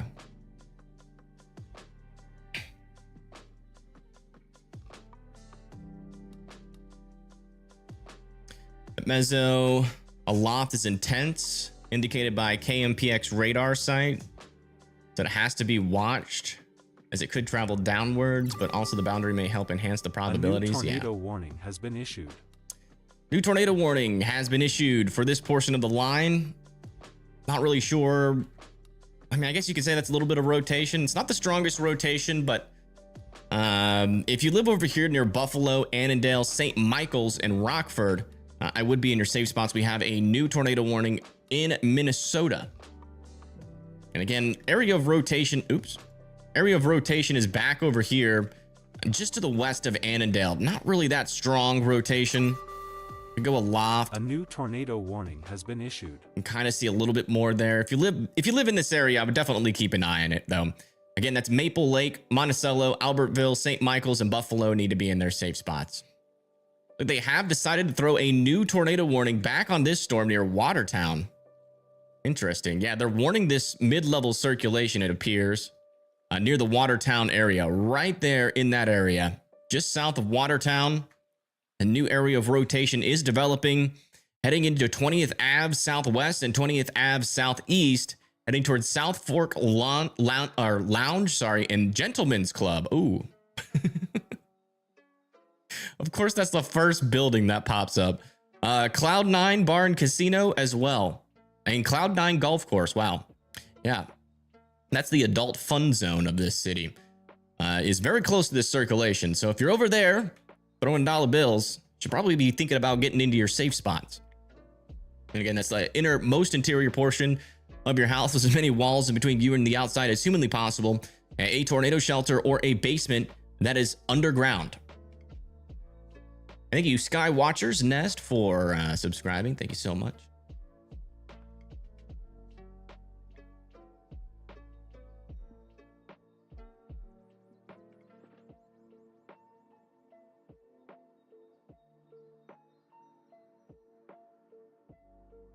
Yeah, right in there. No debris signature yet. Let me see if any of our chasers have a good view of this. Yeah, here's Pagey Tornado. Oh no, this is Storm Winter Media. They're like just south of it. That's what it looks like there. Here's Pagey Tornado. I don't know where they are in relation to that circulation. They don't look close to Watertown. And here is Tanner Charles, who's in Watertown or very close to Watertown, South Dakota. Assume that circulation is back off to the left of the road.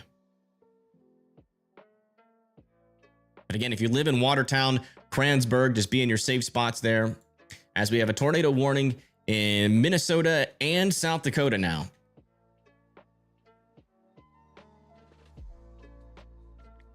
Yeah, I know what you're saying, Help, but you know, when it comes to those mid-level circulations, it's never a guarantee. I think it's totally fine to wait until they start to see evidence of that making it closer to the surface. Like, that really didn't make it down to the surface until these last couple of scans. Mid-level circulation doesn't always preclude or isn't always a prelude to tornadic circulation. I've seen plenty mid-level circulations that just never do anything. Yeah, latest scan on this storm, I'm still not seeing a whole lot of rotation with this guy heading into Maple Leaf and Buffalo. St. Michael's, Rockford, I would still be in your safe spots, but I'm not really seeing much on radar that is concerning me in terms of strong rotation right now, but I'm still keeping an eye on it. It could try to redevelop again. We do have some portions of this storm near that outflow boundary. So I would definitely still continue to be sheltered in place. Yeah, look at this view from Pagey Tornado. Let me kind of back this up. Oh yeah, look at that rotation in there. Definitely some decent rotation developing.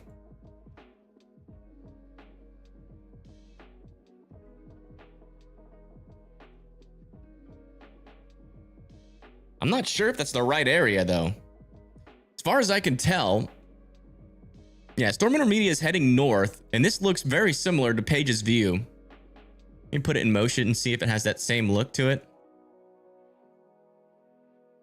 Yeah, there's definitely some circulation in there. Ooh. My chat crashed.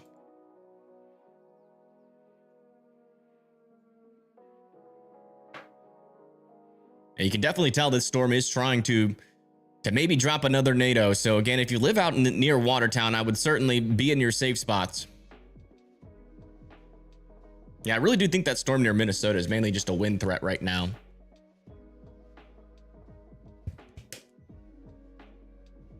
Yeah, that's what our storm looks like right now.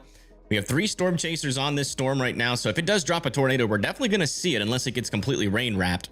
You can hear just south of Watertown, that's our area of strengthening circulation. Still no debris signature. So fingers crossed this circulation doesn't produce as it's over Watertown. There is a decent couple of areas out over here. We've got houses over near 18th Avenue, 17th Avenue, and 19th Avenue that's pretty close to this circulation. South Broadway, Glacial Lakes Energy. We got Delisle South 81 Service, the Big Sioux River. We got the Gentlemen's Club, Cloud9 Bar and Casino, and Cloud9 Golf Course, which are pretty much right next to this circulation. So again, you know, further off to the east towards 29 there and 20th Avenue, just south of the Premier Softball Complex and Area Soccer Complex as well. We have a couple of areas we have a broad circulation still here south and east of Watertown, but you can definitely tell one of the things that seems pretty apparent is that our RFD is getting stronger scan by scan. So this thing could be ramping up to potentially drop maybe another strong tornado if that RFD continues to push our mesocyclone into the outflow boundary, which is located right here. It kind of snakes up into the storm there, just into southern Watertown. So that is definitely our area of interest. Got to keep a close eye. Let's come check back in with our storm chasers. Listening to Which I didn't even Storm know Runner they Media. have service because I couldn't load anything. So Yeah, I see rapid rotation by north.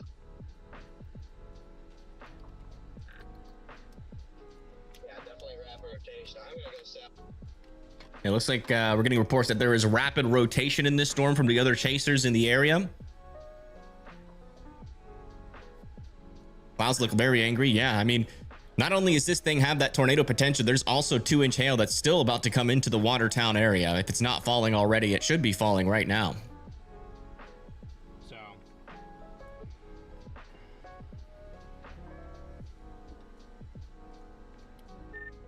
considering just either going up to 20 and going, or going down to Man, 20 is that a bowl funnel? across to get in front of it, 'cause they're That is looking because very one bowl-like service back there. It's kind of hard to tell. There is some rain wrapping around. out a full east-west road like that, or 180. Also seems like there could be a funnel like on the top right, but I can't tell if that's just Scud or not. Let me check.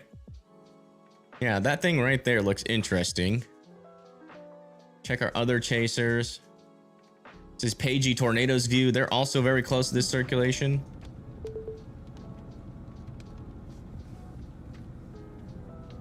Not seeing a tornado down yet. Let me go back and check in on our Minnesota storm really quick, as we still wait to see.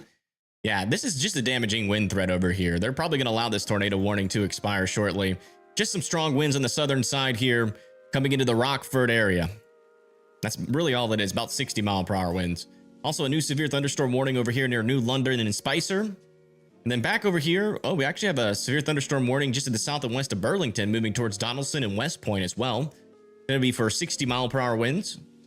And then back over here near North Carolina, looks like a lot of our severe thunderstorm warnings have been allowed to expire, but we do have some new ones popping up here near Durham and Chapel Hill in North Carolina with some 60-mile-per-hour winds there. And then over here just to the west of Fayetteville, another area of 60-mile-per-hour winds heading towards the Rayford area. Also back over here on the border of North Carolina and Virginia, we do have some storms moving down to the south with 60-mile-per-hour winds, moving towards Murfreesboro, Winton, and Gatesville. So you guys need to be sheltered in place. Indoors and away from windows is preferable with those storms. They're only going to be dangerous if you're outside.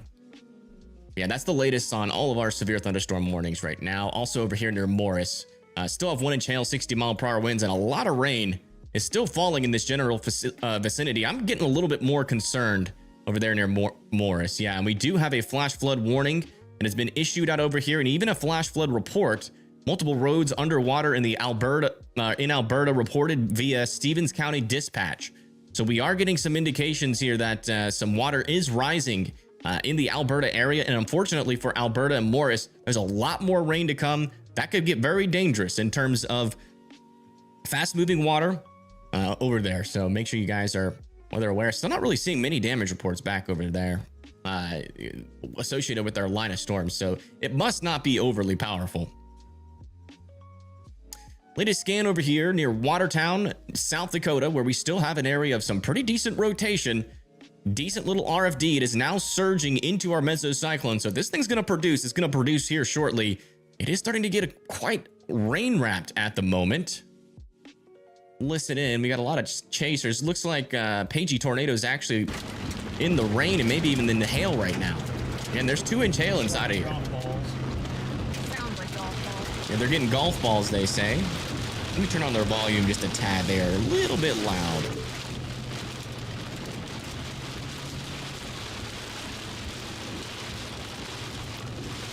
Yeah, I think the only way to see this thing is if you're actually back in the rain, which is why I'm interested to see what they see over here, but not seeing any circulation near them.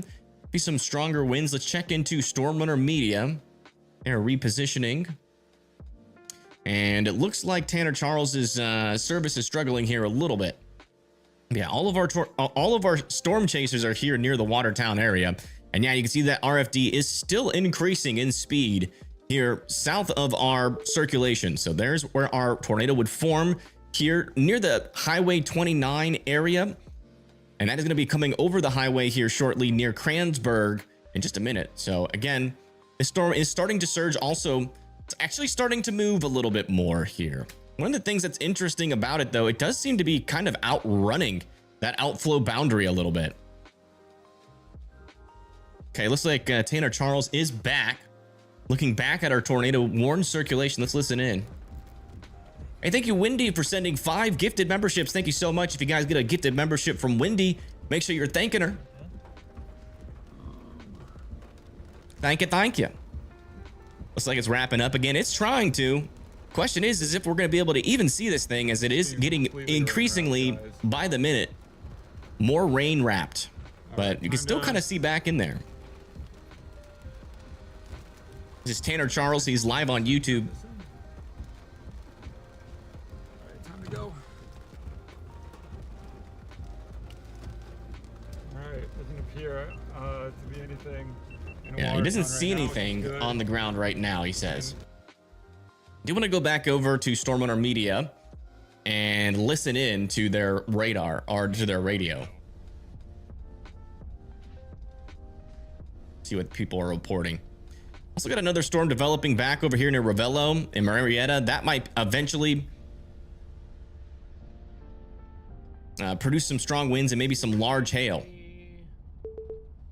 And they did just extend this severe thunderstorm warning down to the south and east for 60-mile-per-hour winds, heading towards Rockford and Plymouth and Brooklyn Park and Minnetonka, Orono and Mound City. That is going to bring some heavy rain and some wind. A tornado threat again is pretty weak on this storm right now. So they're going to be allowing that tornado warning to expire any minute now. Interesting. Okay, yeah. See, now look at it. See how it's a lot more green? How it's a lot more brighter when I get off of the pavement. It's really weird. Thank you, Sassy, for being a member for 18 months. Thank you so much. Happy 1.5 year anniversary. Yes, thank you for being a member for a whole 1.5 years. That is crazy. $2 on behalf of Hannah in Wolf City. All right. You're basically keeping that city alive. One donation at a time. Also, another storm actually trying to develop over here near Broadland.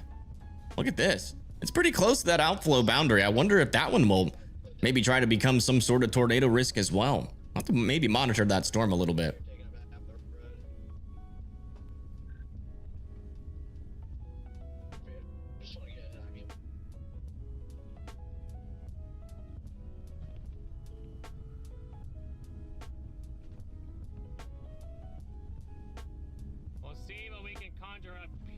Yeah, I'm not hearing any reports out of the Chaser radio there from Stormrunner Media. Like it's getting a little bit outflowy, at least as far as I can tell. Out in front of our circulation, it looks pretty outflowy. But man, inside, looking at radar, still have a decent area of some broad circulation here north of Appleby, moving along Highway 29. Let me see if I can get, if this actually has like a road name. It does not. Circulation's also pretty close to 458th Street and 176th Street, but it does appear like, at the very least, our tornado threat for Watertown is over. Unless something else tries to develop back near our outflow boundary. But some large hail is falling on the Watertown area, so I would still be sheltered in place. Looks like, are they continuing this, really? And they've decided to continue this tornado warning for some reason. For what reason, I do not know why. They could have just allowed it to expire. Upper levels trying something. Let me see. You said we may have more than one circulation within that tornado warned zone. Let me see.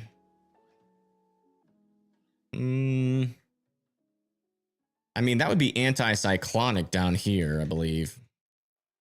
I only see one. I guess if you count this as maybe a circulation there, but I don't know. This down here a little bit further to the south seems more side loby, but if we see any evidence of an anticyclonic tornado, then you would end up being right, I guess. But I'm not seeing any evidence of two cyclonic circulations on this storm.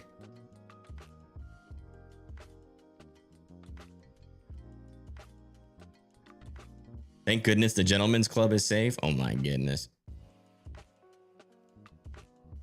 I guess, yeah. Thank goodness everybody in Watertown is safe.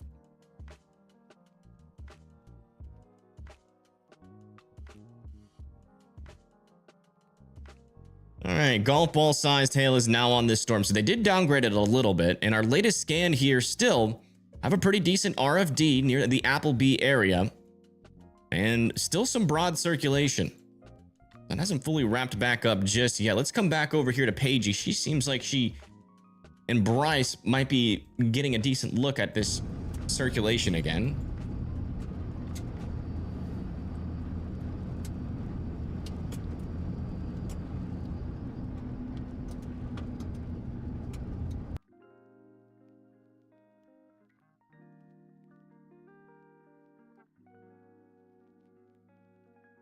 And there goes their service.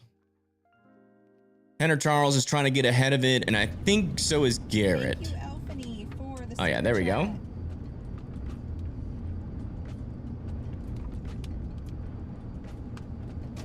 We appreciate it. Oh wow, they're streaming in 720p. Interesting. No, Wonder if they're having problems with like their home setup. that is a mud pit. Yeah, I mean, as far as I could tell, unless there's something really hidden back into that rain, which is the most likely scenario, we can definitely see the outflow boundary though, still kind of out ahead of this storm. There's still a decent area of rotation. I'm starting to wonder if we're getting a little bit of contamination here.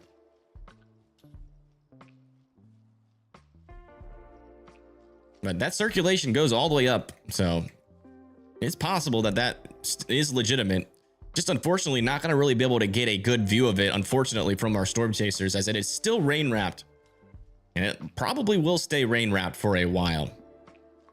Let's come check back over here near the Minnesota, Minneapolis area. Yeah, storm is still pushing through Delano, Rockford. Still not seeing much evidence of any strong rotation on this thing. Still just mainly a damaging wind threat coming just north of Mound, Minnesota.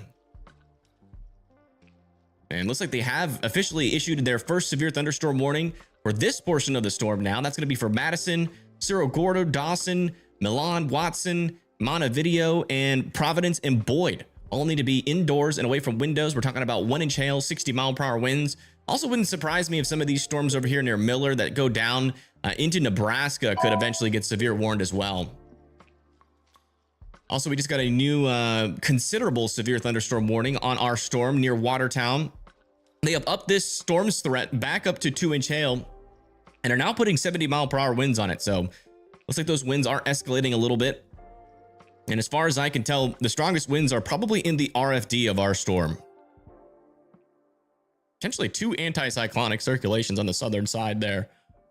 Hard to tell if that's legitimate or not. Keep an eye. I'm keeping an eye on our storm chaser streams here, and I'm just not seeing any evidence of that anticyclonic circulation yet. Let me listen in to see if any other chasers are seeing anything. And thank you, Caitlin, for the $2. Thank you so much. I honestly don't know at this point what the best way to. It's calming down now. Not quite yet. Giant cell, but I feel like the notch is back. I guess that depends on where you live. I think it's still weird because the rotation's like up here in the middle in the rain, but then the boundary is being pulled on the notch to the west. I'm kind of intrigued about getting south and a little bit further west. Maybe it's gonna try and form a new back there into clear air. Yeah, the problem with that theory, as of right now, as long as the circulation exists, it's going to be very hard for something to redevelop back over here because it's taking all of the energy pretty much. You know, as long as you got a nice little circulation on the leading edge, a lot of that moisture is going to be coming up into this area of the storm, kind of stealing it from the storms. If another storm developed back over here, stealing kind of that instability as this is surging out in front of it. So it's possible technically that we could see another mesocyclone form back over here. But I'm wondering if this circulation will have to die first before that gets going. But it's not a bad theory. Also, this storm over here near Broadland looks pretty interesting as well. And that's kind of close to the boundary too. So a couple areas still to watch over there in South Dakota. Yeah, back over here near Minneapolis, still seeing this wind start to push, or continuing to push off to the south and east towards Mound and Orono. I think it's in Montrose and Rockford right now. A lot of rain back over here. I do want to check back over here near Morris. Yeah, still getting some pretty heavy rain here. Yeah, you see how it's just training over the same spots, and we've got even more rain developing. If that rain band doesn't move here shortly, we might get a flash flood emergency out here. Still, it's just a regular old flash flood warning on it. No new flood reports to report. We are still keeping an eye on this flood threat up here. Again, it's just been raining and raining and raining. Let's see how much rain has fallen here. This is... Oh, yeah. Yeah. I mean, this could turn pretty dangerous. This is pretty far away from the radar. So it's probably around 1 to 2 inch, maybe even 3-inch rainfall rates there in some isolated spots. But it's hard to know for sure. Usually getting like a rainfall gauge numbers is the best way to get the information. But according to our radar indicated precipitation, could be anywhere from 4 to 6, maybe even close to 7 inches of rain has fallen over here in the last couple of hours, which is pretty dangerous. If there's any rivers around in this area, some dangerous flooding could be imminent here. I mean, there's a lot more rain to come if this does not move. Also, back over here near Paynesville, we have a lot of training storms here as well. I see an elevated flood threat existing as well for Benson, New London, Spicer, and Paynesville, Minnesota as well. Just a bunch of training storms up here, slow moving, high precipitation supercells, and just showers in general. Another thing that I'm noticing about this leading edge of the storm is it's also kind of pushing this outflow boundary more like this, kind of surging it a little bit further out and away from where a new storm could maybe form a mesocyclone on the southwestern side of this storm. In terms of our latest scan of our rotation here in between Kransburg and Appleby, still seems relatively broad. You can still see that outflow boundary is just out ahead of it. It does still seem like there is a little bit of a couplet there near Krasenberg, but it does kind of have like that elevated weird look to it.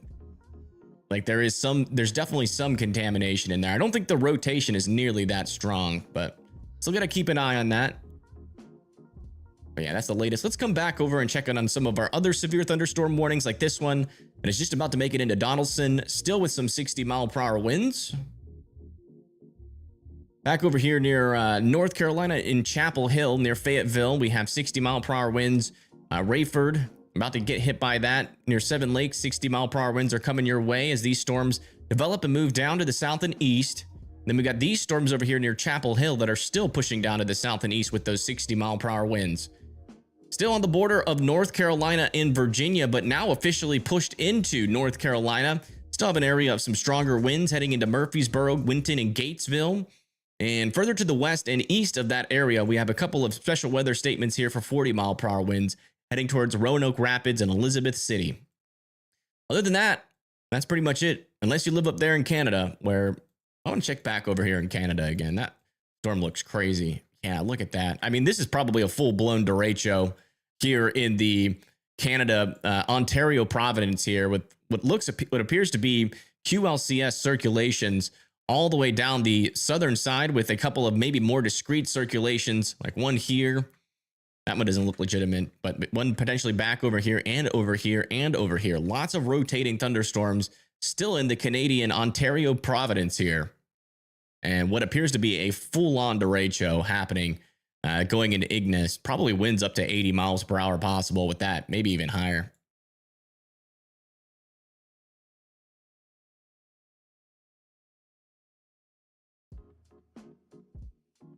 Canada getting involved. Yeah, Canada's got probably the most dangerous severe weather that we have, at least in terms of widespread damage and issues that we have in our continent right now. Unless there's something going on in Mexico I'm not aware of. Yeah, latest scan over here, still an area of some decent rotation. It's not dying yet. It's still there. But what we have here, I think, is 2 embedded supercells. We've got one there and another one kind of back over here that is trying to wrap up there. It's almost like the storm is split, kind of. So if we go back in time, our main our storm was pretty much only one storm, but so we've had like this kind of just this little boundary. I think what's happening here is this boundary just keeps on throwing storms and more storms and more storms into this area, firing off the boundary. All of that merges, and we are getting a pretty high precipitation area where we could get a cold pool surge still. I mean, if we get another cold pool surge, either in this area of the storm or even in this area of the storm, a strong tornado could still technically be possible. Let's come back over and check in on what our chasers are seeing, starting off with Pagey Tornado. Looks like they are getting To cancel that warning, possibly. But they did put a tornado possible tag with 70-mile-per-hour gust on the severe warning. 2-inch hail still possible in there. There we go. I don't even have to talk anymore. And it is getting windy. Look at all this dust blowing at us. Yo. Storm chasers should do that more often, so we can just turn their audio on and I could just have a radar on the side. Kind of windy over there it is. 70-mile-per-hour winds is no joke. That can definitely knock down some power.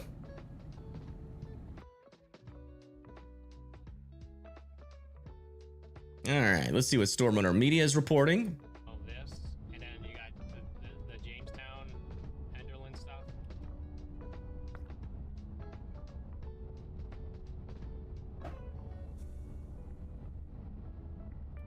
And I just ran into Alex for a minute. He got off work in time and saw it, so he was In Nebraska?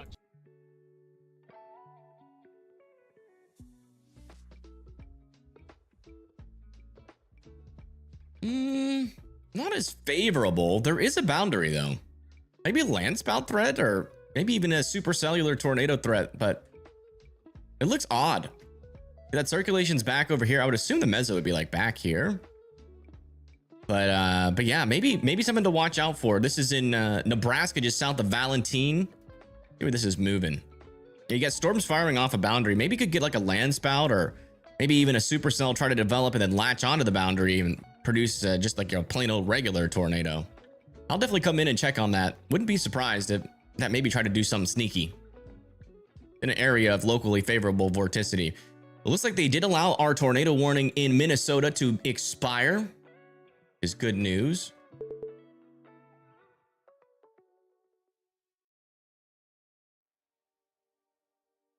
Also going to turn off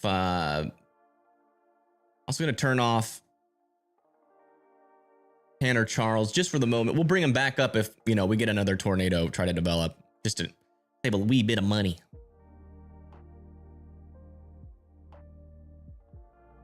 We're the Storm Chasers. We've got Pagey Tornado, Storm Runner Media, who is Garrett. Pagey Tornado is Pagey and Bryce. And Tanner Charles was the other chaser we were using. I don't know who his chase partner is. It does seem like this line is getting very messy, though. Just a lot of storms kind of interacting with each other. There's still some decent rotation here, but still kind of looks contaminated, if you ask me. I'm still not sure how legitimate that is. And, you know, honestly, I think our best chance for maybe another strong tornado would have to be on like the southwestern portion, because we are starting to see this entire line start to merge together here, which means it's probably about to become a lot more outflow dominated, but you can still kind of tell there's a supercell in where this rotation is. So you see what it looks like from Sioux Falls. Yeah, I mean, they're both showing some rotation. So still worth being in your safe spots for. Also, a little bit of rotation developing here south of Marietta now, crossing over the Minnesota and South Dakota border, heading towards Providence and Dawson. But again, kind of hard to tell what's happening on the surface, at least for that storm. This one over here just doesn't really look that concerning at the moment. This is near Castlewood, South Dakota. Doesn't look like, though, we're looking at the dangerous portion of the storm yet. Let me go over to Pagey. Yeah, they're about to get into the wind. Let's see what the wind is like. So, sorry, we usually have overlays up, but we had a lot of problems at home with the internet at home. So, yes, we are That's what happened. doing what we can. Aw. Hello, Candace. Yeah, still radar indicated flood warning near Alberta and Morrison. Look at Still this no cloud new swirling right flood there. reports out of the Almost area like a yet. full bun. Oh, wow. Look at that. That's wild. What in the heck? Barely even moved. You good? That's really spinning. I'm looking at that Cinnabon right there. Yeah, no, it's barely even moved. Yeah. That's crazy. Wow. That is really rotating. Menacingly. Water tower's gonna flood. I don't think that's going to turn into a NATO. I don't know. In a weird spot, but that's really rotating. That might be trying to do something there. Keystone 22. It might just be like an eddy, I You think. should have seen the dust plumes. Oh, I bet, yeah. Oh, they were swirling around and everything. Wow. Yeah, there's a lot of I guess That's it'd a be lot of vorticity. in there. Look at Yep. that. Jeez. Yeah, that's the outflow boundary. That just goes to show how much spin is on this outflow bound. Dude, that is rotating like crazy. Alright, I'm gonna put this back up. Oh, You smell like concession. let us look at the setup on longer. Man. Oh, well, we are now down to 0 tornado warnings, folks. They've allowed all of our tornado warnings to expire, thankfully. Yeah, this circulation has broadened out quite a bit. And it does seem like we're getting some... Yeah, it does seem like the tornado threat might be going down, at least for the short term here. Or that just might be it. Still a damaging wind threat, though, of 70 mile per hour winds and 2-inch hail here near Watertown, moving down into Castlewood. Thank you, Oren, for being a member for 2 months. Thank you so much. Hope I'm feeling better. Yes, I am feeling better. I will say that's like the scariest thing. I don't know if you guys have ever like fainted by looking at blood, but and the crazy thing is I was just watching a show. Yeah, I took a 2.5 hour nap, and that really brought my energy levels up enough to do what will probably end up being a short stream. We'll see. Maybe something surprising could happen. Not really seeing anything that's really sticking out to me, though. All this mess back over here is going to be non-tornadic. The only areas where we can get tornadic is if any of these storms interact with this boundary again. Like this storm over here near Watertown. That's one thing, you know, if that circulation is dying, we might see a surge. Actually, there is a little bit stronger precipitation on our latest scan just popped up here. So that's that northern circulation. Remember, we were talking about how the circulation might be keeping this from surging back here. But if this is slowly weakening, which it might very well be, we're seeing some evidence that this could really actually be slowly weakening. And then now we're starting to see some of that moisture, that rain and hail move a little bit further back out to the west, which might allow for an RFD surge to happen here. Yeah, you see stronger winds picking up over there near Compesca as well. So some evidence here for potentially another attempt at a tornado. We'll see how that develops. If that can surge out and latch onto that outflow boundary, but I think our outflow boundary has surged quite a bit out in front of our storm. So that would really have to surge. That's quite the distance for an RFD to travel. But if it can have a big enough surge, it's still technically possible.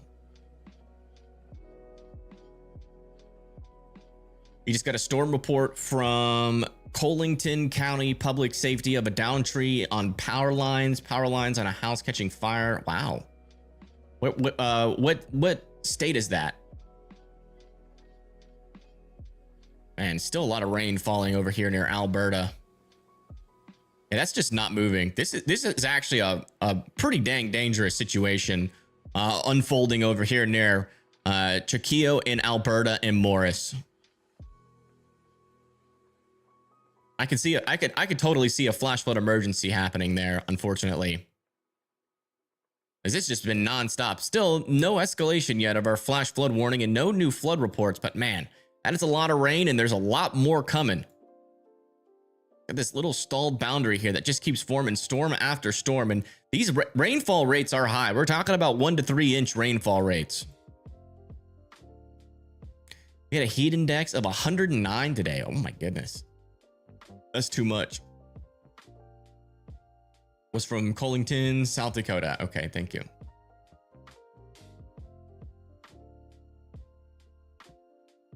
Back over here near Minneapolis, we still have this storm coming through with the potential for some 60-mile-per-hour winds and a little bit of hail. But heading to Plymouth and Brooklyn Park. Make sure you guys are continuing to stay indoors and away from windows. These storms are also warned for 60-mile-per-hour winds. Not only are we expecting a lot of rain, especially over here near the New London, Spicer, Benson area, also over there near Graceville, Chiquillo, and Morris, but also back over here near Madison and Dawson. Could get some severe weather of 60-mile-per-hour winds up to 1 inch hail as well. What is Pagey zooming into?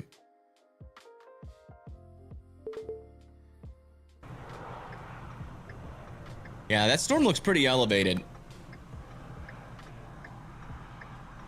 Seems like that outflow boundary is doing our northern storm in.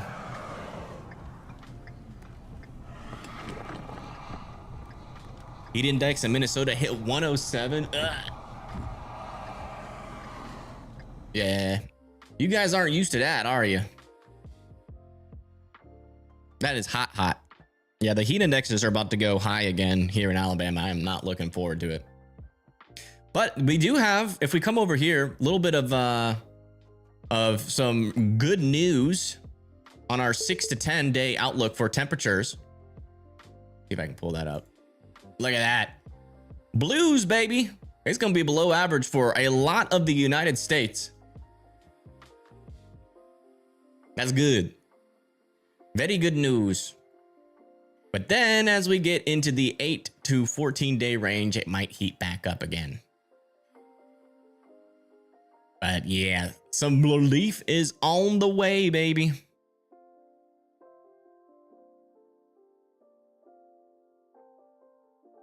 Give it to you, you're freaking ready. Yes, sir.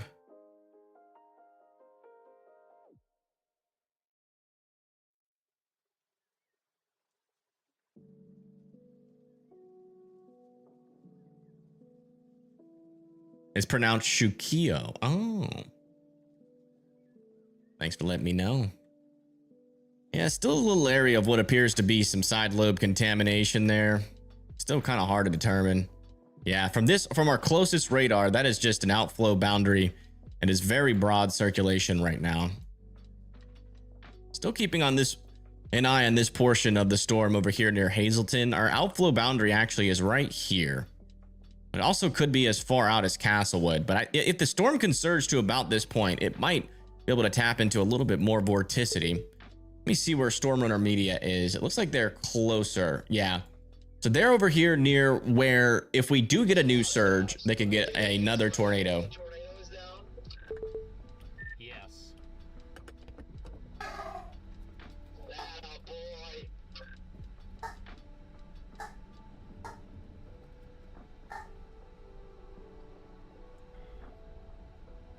Alright. This thing is definitely trying to hook.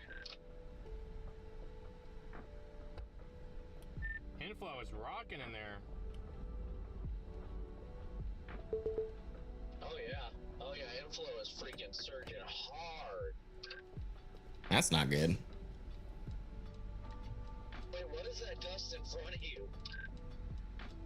Is that just inflow? Or is that a car? I think it's a car coming over the hill, maybe.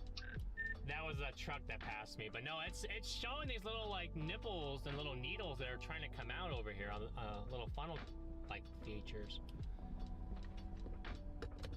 Oh, exclusive from Storm Owner Media. He's reporting nipples, storm nipples. I'm gonna stop behind you. I can turn my lights off then if you're behind me. Yeah, look in the rain. There's wrapping rain curtains and that little needle thing trying to. Oh, good news for the Minneapolis area. There looks like they're going to drop that severe thunderstorm warning down to a special weather statement for 40-mile-per-hour winds. So our winds have definitely gotten weaker on this storm as they come through the Minneapolis area, which is great news. They also allowed this severe thunderstorm warning to expire. Let me see if they've issued a flash flood warning yet over there. Yeah, they have. North of Benson, they just issued a new flash flood warning near Clontarf and Cyrus. They're in Minnesota. Let's see our latest. Do we have a new model run yet? Yeah. Yeah, it looks like these storms out of South Dakota are going to surge down to the south and east, bringing some severe weather potentially by 12 a.m. into like Rochester, near Clear Lakes, Sioux Falls, 2 a.m. into northern Iowa. Yeah, definitely some damaging wind potential there for like Waterloo and Ames as we go into around 3 to 4 a.m. And that should start to calm down as we go overnight and into the next morning at around 6 to 8 a.m. We're really fizzling into the next day. Be interesting to see how that does. I'm going to come check back over here in Nebraska really quick.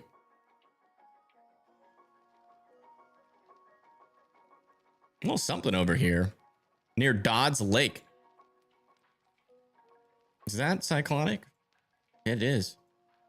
This could be a land spout. Or maybe like a super low precipitation supercell. That might need a NATO warning, honestly. Right in there. A little tight area of circulation. That could be close to being close to producing a tornado there. And I'll come back down and check on that in a little bit.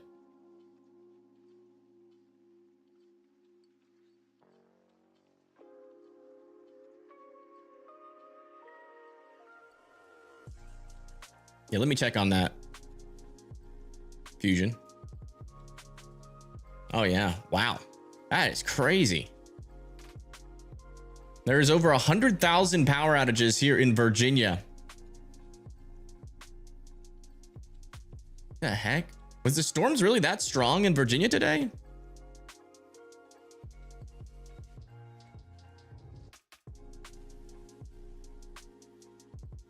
That's crazy. I wonder if that's from heat. I don't think the storms were that strong. Let me see. We'll go back, check how this line did throughout the day. It might have been just strong enough, or it could have been the heat too. Let me see. Go max scans, 100 scans. Check the progression of this line.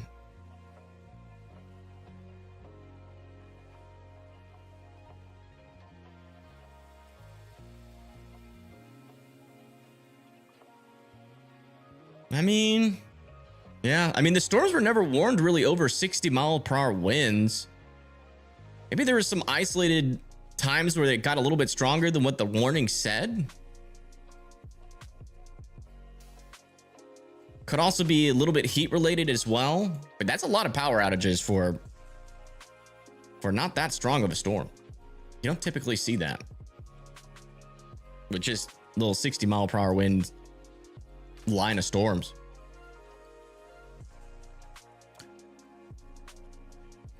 Yeah, there possibly was a tornado there near Ivor. Yeah, but that wouldn't cause all the power outages. All right, let's check back in with our storm here.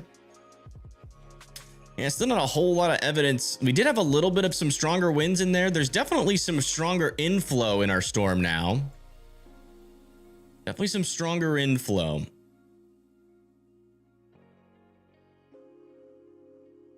But that it needs to develop that rear flank. There were 70-mile-per-hour winds. Okay. I mean, that knocked out, yeah, in Hanover County alone, 23,000 people lost power. That's a lot.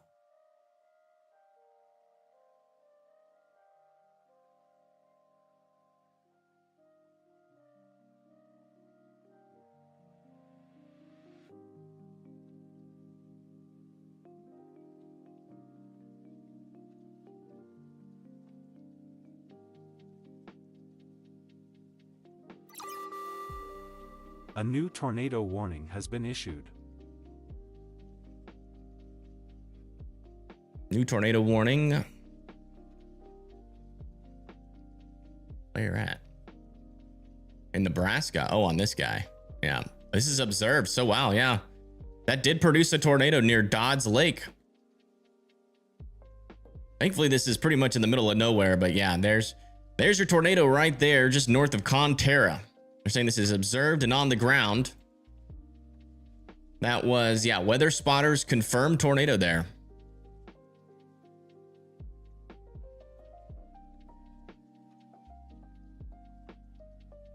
Let me see if John's live over there.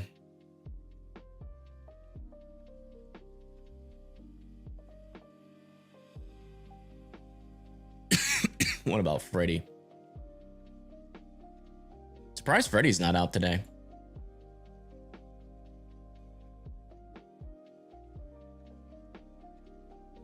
Yeah, right there. There's your tornado. Observed tornado here in Nebraska. Right there near Dodds Lake. Let me see if there's like any houses or anything out over here. There are some people that live out here. So if you live over here near Pony Lake Road, you guys need to be in your safe spots. Also near Beaver Lake Road as well. If you live in that area, you need to be in your safe spots. Also in Conterra, you're just to the south of the warning, so you should be all right. This really shouldn't last that long, but still got an area of rotation. Very likely that this is still on the ground at this moment, so please continue to be in your safe spots.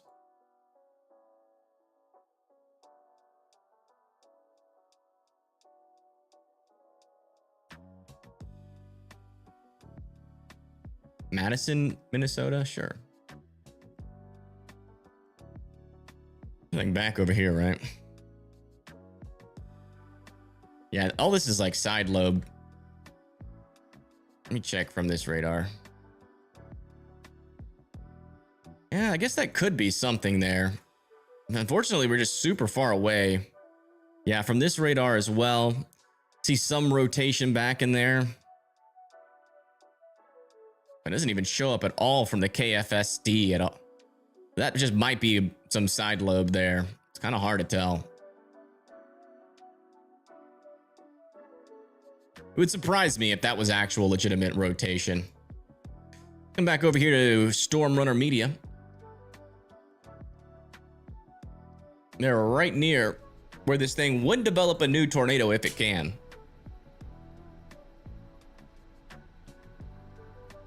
Yeah, Help called out that storm like 40 minutes ago. I got a little down. That was a good call, Help. The hill, a little down, and that was probably the problem, but I was in a good spot to film for that minute.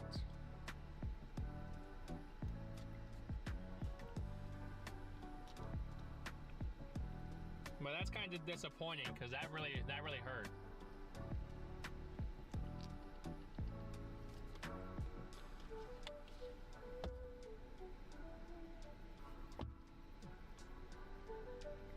Oh, these dang mosquitoes are out here. No. Now I think I gotta keep my window rolled up because of these mosquitoes. Yikes. I did? Yeah, okay, that's what happens.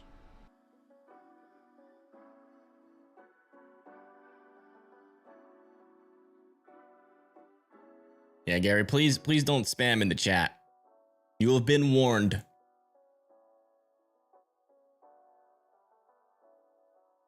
Can I do Waconia? Sure, we can look at Waconia. Yeah, Waconia's got a couple of thunderstorms nearby. Your main event is probably going to come from these guys over here. We're slowly moving your way. Oh, let me get this back over to 15 scans here. Perfect. Yeah. Waconia's got a storm with it had a special weather statement on it, does not anymore. So some rain and some thunder is possible, but we're not really expecting anything much more than that right now. A new tornado warning has been issued. New NATO warning has been issued on this storm now, where, oh wow, yeah, our latest scan does show an increase of rotation, maybe? It's kind of in the clear air. Radar indicated. Let me see what Tanner's looking like. I mean, this is right next to that spot. I parked on the side of a little hill, not like really on the downwind side, but kind of on the downwind side. All of a sudden, oh, tornado warning. Wait, what?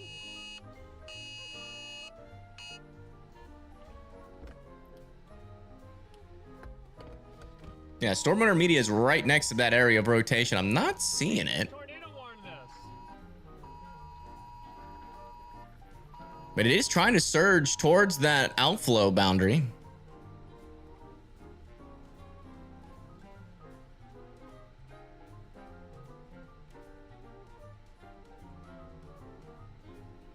Get one, Chaz.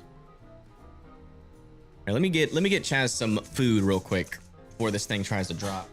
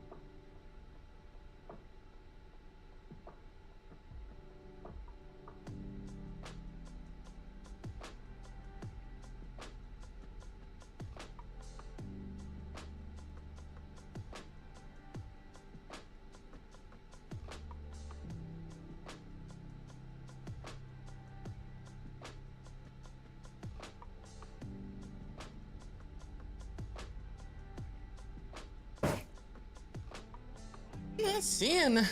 I mean, is anybody seeing rotation? Let me put my earbuds on. Does that rotation look like it was in the clear air? All right, Chad. But I mean, it looks like a lot of rotation, so it should be somewhere. I'm not gonna turn my car in the angle that won't work. That might just be side lobe. I mean, if it's legitimate rotation, it should be like super obvious. Let me come over to Paigey. See if she's seeing anything. Or was it brakes or? Look at all that. No, she's not seeing anything. All right, let's come back over here to Nebraska. See if this is still on the ground here. Still observed. Not seeing as much rotation anymore north of Contera, but and it seems like our actual precipitation is lifting off of our boundary, which will kind of help to kill off this rotation. So hopefully this is not going to be much more of a problem anymore, but I would still, if you live at around South Marsh Lake, I would still be in your safe spots just as we try to figure out what this storm is going to try to do in the future. But it should be like a one and done type situation there. Let's come back over, check in with Storm Winter Media, see if any rotation starts showing up. Wait, what?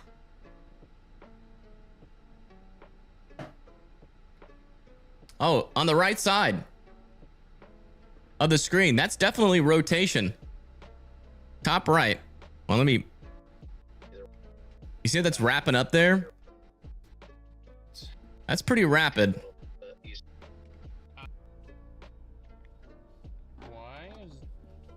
What the heck is? There's definitely rotation. My screen's doing this weird thing. It's so funny. Oh no! Oh my gosh! Oh no! He did not.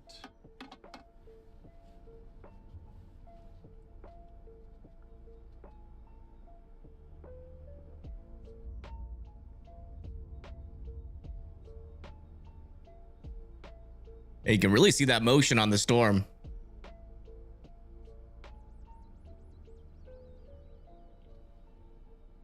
What did you miss? I'm putting casserole together and it's in the oven now. Were you here for the beginning of the stream for the tornado? Dang it. I know what happened too. kind of dog was barking? That's Chazzy. He's my Doogers. We might be able to see him in a little bit if he comes and sits by my feet again. Okay, guys, you ready to get moving? I'm ready to get moving. I'm actually gonna keep going east. The rotation's rapid right here next to us. I'm gonna keep going east at least a little bit, and then I'm gonna go south. It does still look quite outflow dominant, but there's definitely a lot of motion. Like, remember when we saw that Cinnabon on Paige's stream? That might be what's happening here. We've got another area of rotation back over here near Hazel as well, but all these storms should be elevated, so they're not. These aren't near boundaries, and this right here just looks like just a pocket of side lobe. That's not even in the actual storm itself, unless it's like a very low precipitation. That could be what. Oh wait, Paige has got something. That looks interesting.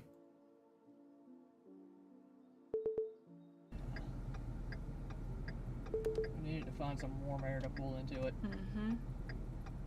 That's what we need. That's a scud. Let me see if they've got rotation. Let's go look back. Holy crap. Featuring.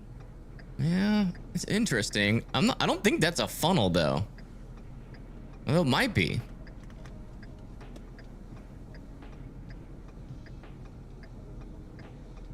Definitely a lot of movement along this outflow boundary still. It's no longer inflow. Yeah, it kind of looks like scud. Look at the grass. Oh yeah. Oh yeah, no, that was definitely scud. You can see it's breaking apart there. Switch around.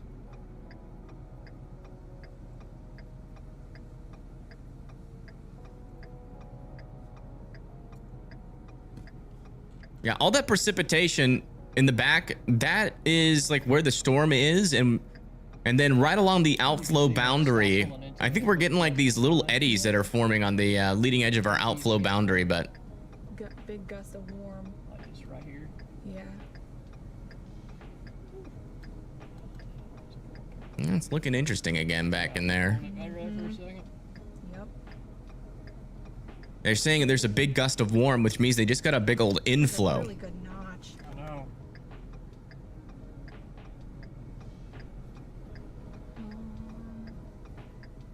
If this storm starts to pull an inflow, it's going to get a little bit more interesting. Storm is warned for half-dollar sized hail, 60-mile-per-hour winds, and also warned for potential tornadic activity here in the short term. We live in Castlewood, South Dakota. You need to be in your safe spots.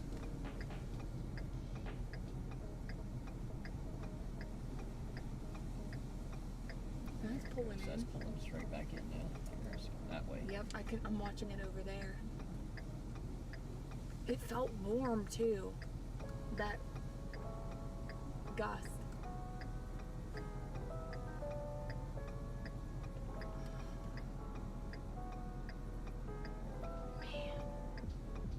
It's trying to do something in there. The good news is that circulation, I don't think it's as strong as what our radar is saying. Up there. It is. Oh my goodness. There's hail on it. Thank you, Peace, for the $50 donation. Thank you so much. Jeez Louise. That's a lot. Thank you so much for keeping us safe here in Sauk Rapids, Minnesota. Take care of your health. You are needed. Don't worry, the first time you nearly passed out is scary. Sit down when you feel it. Body passes out to rest. You will be fine. Yeah, that was super duper scary. I was like, jeez, I think I'm gonna die. But I didn't. But that's what it felt like. So I agree. But thank you so much for that $50 donation. That is a lot of money.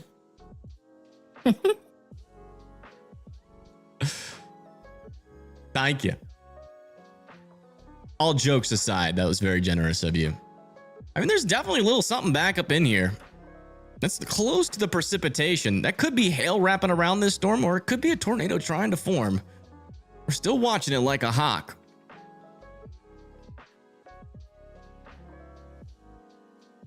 Oh, look at all that dust coming into the storm. Look at that. Did a car just drive by? A car must have just driven by. Either that or we got a little dust storm happening here. Let me just check. Yeah, a couple cars just drove by. And pulling in dust. Yeah, a lot of dust.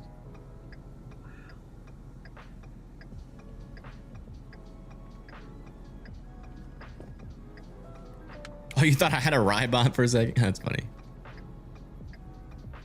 No, that's just what we do. That's what we're supposed to do for big dollar donations above $10. Sometimes I forget though. Looked like a blob on the radar. It may have gave its last breath.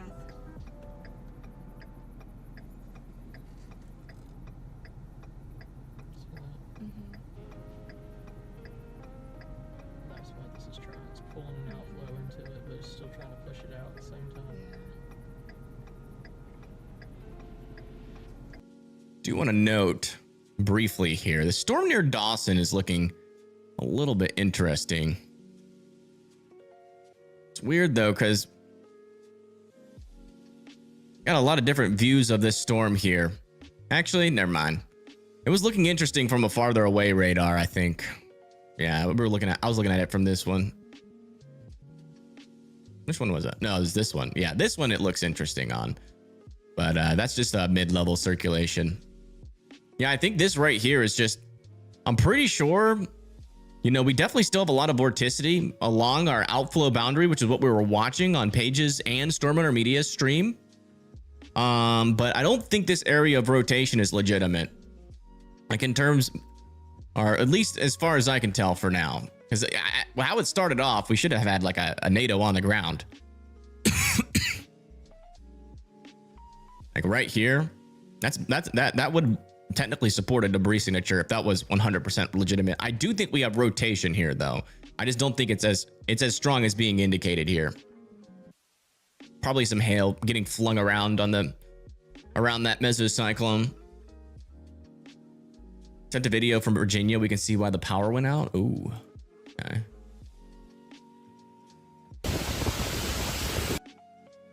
Oh my goodness. What is this? Check this out.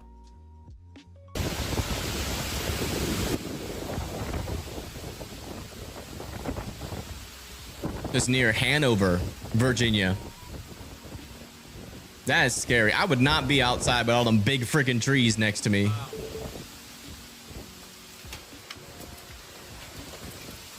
Wow. Well, that wind. What is vorticity? It's basically just spin. Lower level spin. Created by boundaries. So the vorticity that we're seeing here is created by a little bit of an outflow boundary that is spread across this area from storms earlier today. Wow. Yeah, them trees are way too big and way too skinny to be to be outside. Oh my gosh. This guy is crazy.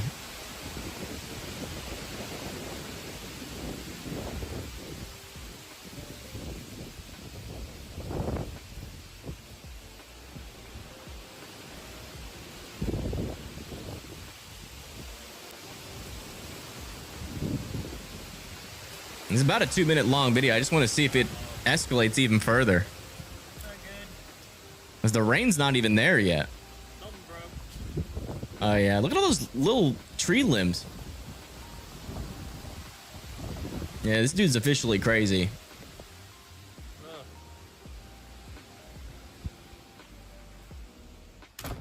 And there you go. He smartened up.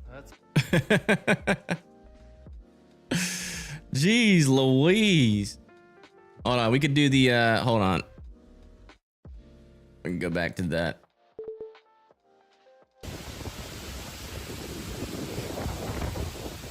Where is it? Ah, here it is. Sir, please get back into the building immediately. Oh wait. Oh well. I messed it up. Wow, look at this view from Tornado Pagey.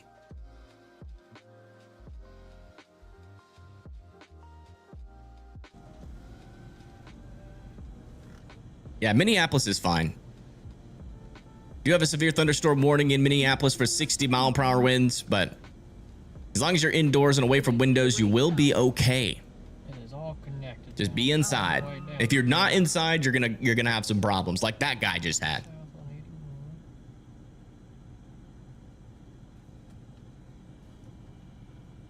It may be chalked.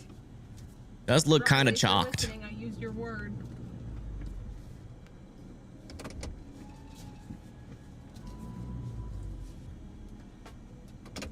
And you can see that outflow boundary is just surging way out in front of this storm.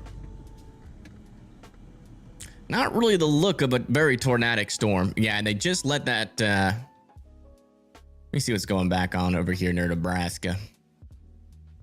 It looks like they've dropped this down to radar indicated, so that's good news. Yeah, change this.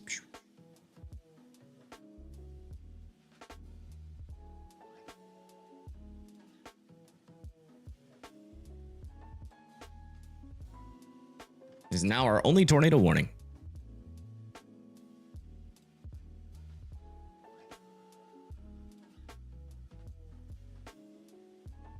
Yeah. Yeah, it looks like these storms are becoming quite outflow dominant. I'm gonna do one check back over here near. Okay, good news for over here near Alberta in Morris. The last little round of rain is about to come through. So if there's not any major flooding right now. Wait, that tornado warning's back. Did they just issue it again? Issued 2 minutes ago. Huh, that was weird. It like disappeared and now it's back. So we still have a tornado warning on this storm, apparently. That was weird. But yeah, I mean, that circulation is still in the inflow, and we're not seeing any indication that that circulation actually exists. So we're definitely dealing with inflow contamination still with that area of the storm. Check our dew points. Sure. Like in Chicago.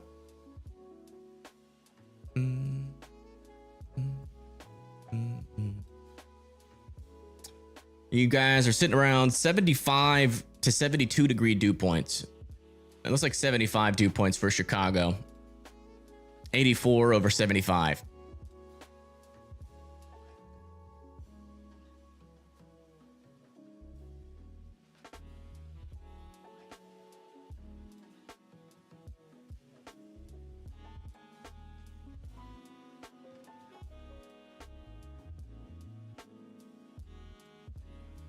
It's like Storm Runner Media is about to get another view of this storm. Let's check back in with them. Slowly starting to form. Yeah, it looks like that gap in between the hook and the main core is starting to get filled.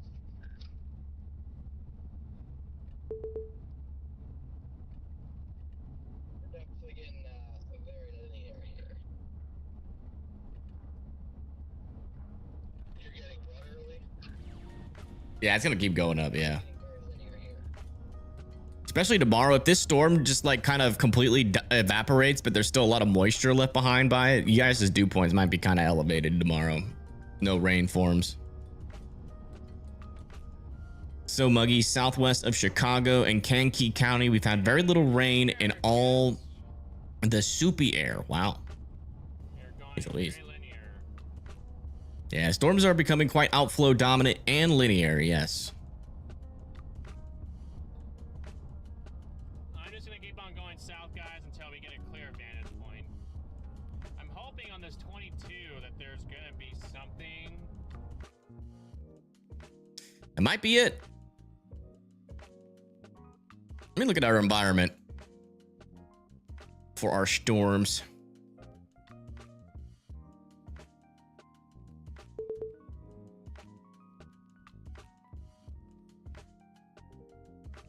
Oh yeah. We're getting capped out here, folks. Lapse rates are also dropping like it's hot.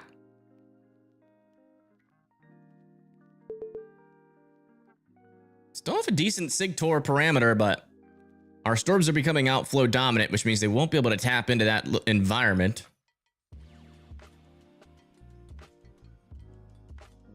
Yeah, I mean, we're up 200 to 300 storm relative helicity still around near these storms, so they're not completely dead yet. But the thing is as long as they stay outflow dominant, they are not going to be a tornado threat. And a slow moving line of storms usually remains pretty outflow dominant. Yeah, back over here near Minneapolis, where we have a severe thunderstorm warning with golf ball sized hail now. So this is escalating a little bit here in the Minneapolis area. Some decent hail is now coming through Minneapolis and into Maplewood. And that's golf ball sized hail. That's going to be enough to wake you up. Let me get some cameras. I think we do have cameras in Minneapolis.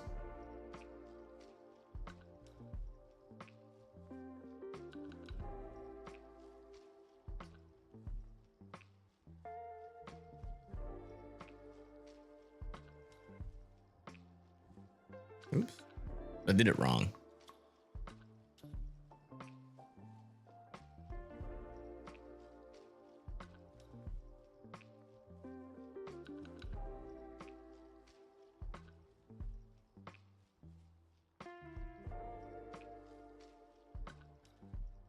It should be like right where the hail is.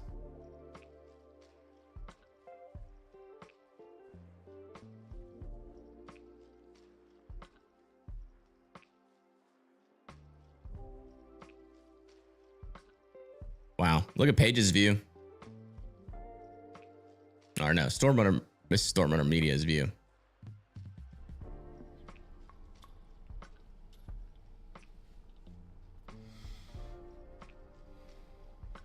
So good.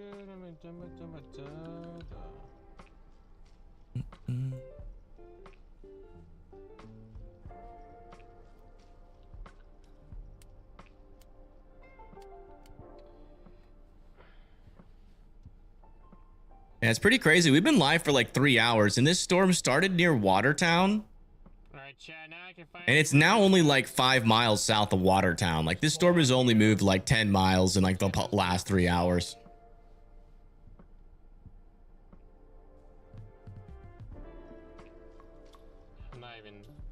I'm more closer to right here than anywhere. Yeah, they did allow that tornado warning in Nebraska to expire. Who's wrong? Oh, well, I had a bunch of what? Dang, I had all my stuff was down in Sioux Falls. Yeah, this tornado warning is not expired yet. I'm not really seeing anything too interesting on these Storm Chaser feeds in terms of like dangerous NATO weather. That's good.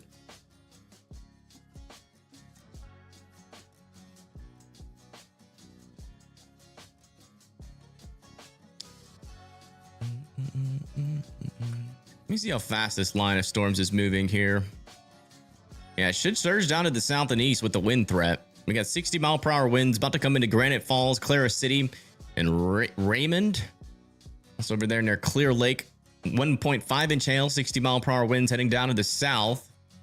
And then over here near St. Paul, we have this storm pulling into St. Paul with some golf ball-sized hail, 60-mile-per-hour winds near Maplewood and St. Paul. And then over here near Buffalo and Montrose, 1-inch hail is about to head into Montrose. Back over here in southern South Dakota near Winter, we have a couple of storms with some golf ball-sized hail and a quarter-sized hailstorm heading up towards Winter. Near Kayapaya and Millboro, this is where our golf ball-sized hailstorm is, so definitely be indoors and away from windows. Further back off to the east, looks like most of our severe thunderstorm warnings have been allowed to expire. We do, however, have a severe thunderstorm warning over here near Sarasota, Florida, where some strong winds are developing here near Sky Ranch, heading towards Siesta Key and Sarasota. Thankfully, we haven't been talking about Tampa or Cape Coral or Miami or Florida really much at all for a tropical season. It's been pretty quiet out there. There's a little chance something tries to develop in the Atlantic, but it's not really a high chance yet. As you can see, they don't even have a designated area.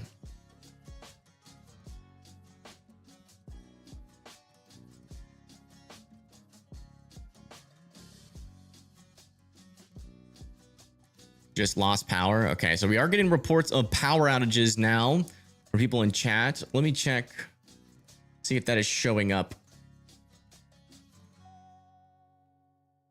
What county is Minnesota or Minneapolis in? Is it Washington? Probably Hennepin County, it looks like. Yeah, 595 or 597 people without power near the Minneapolis area. Nothing too crazy yet, but does sound like some folks are losing power. Check back in with this tornado warning. Yeah, looks like we have another broad area of circulation developing here. From this radar, this looks just like a mess.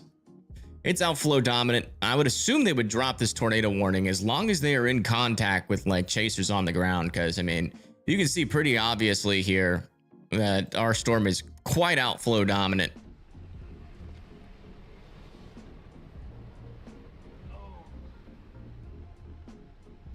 Yeah, that's for hail, Jared.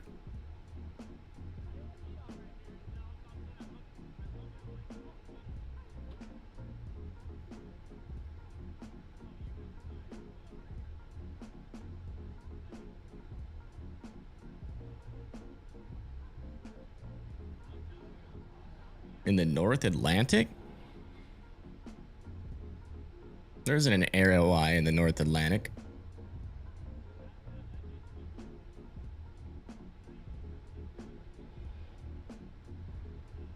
So yeah, storm over here near Haiti, South Dakota is really not looking too dangerous, at least in terms of the tornado threat. But definitely still a damaging wind threat here of 60-mile-per-hour winds coming down towards Dempster, sorry, Haiti and Clear Lake.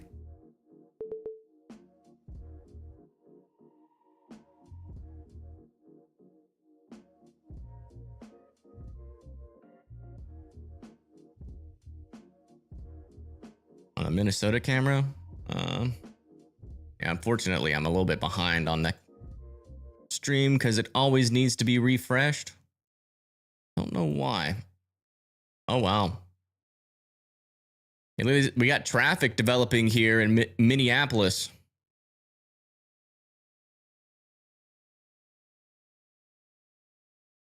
Some pretty strong winds coming through here as well.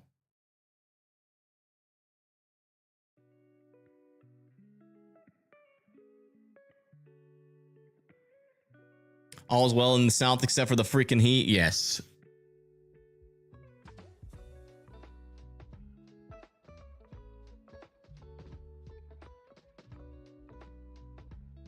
Above the equator. Yeah, I mean, there's no areas of interest, though, in the entire Atlantic.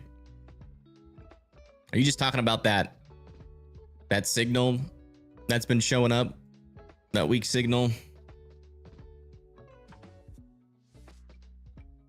You can check in on it real quick in tropical tidbits.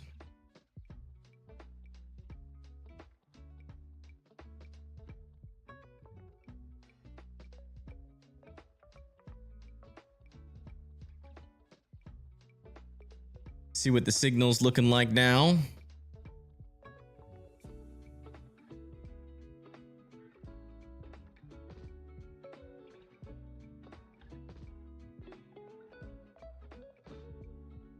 And it's still there.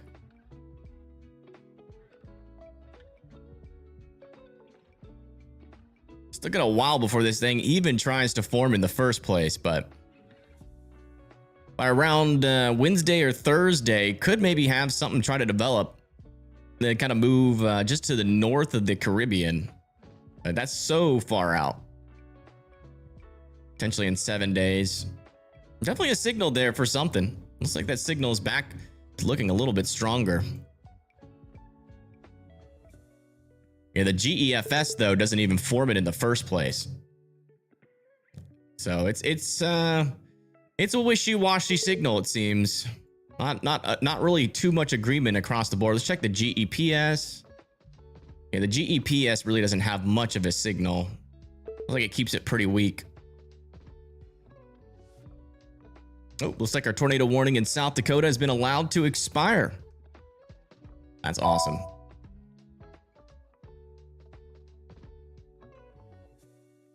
Wow, they have We extended this severe thunderstorm warning here in Minneapolis to Woodbury, Inver Grove, South Paul, Oakdale, Stillwater, Oak Park Heights, North Hudson, Lakeland, and Afton.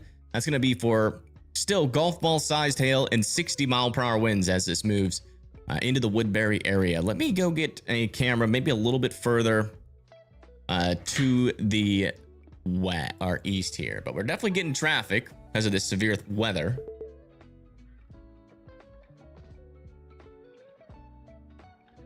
Go over near the St. Paul area, like just north of St. Paul. Be getting a little bit dicey. Yeah, look at that. Some decent winds inside of this storm with that hail as well. Definitely a pretty strong storm in the Minneapolis area. Continue to be indoors and away from windows.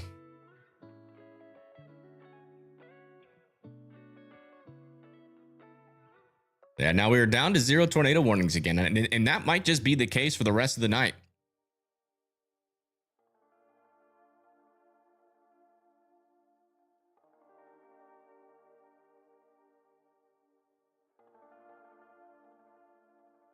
Yeah, I mean, the EPS shows something, but only one model is showing any real tropical development there. So it's really kind of still a sketchy signal.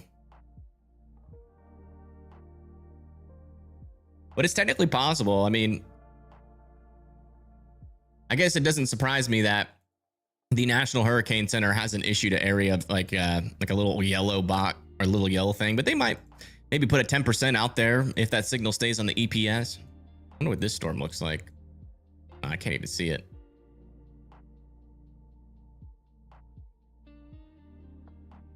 Dang.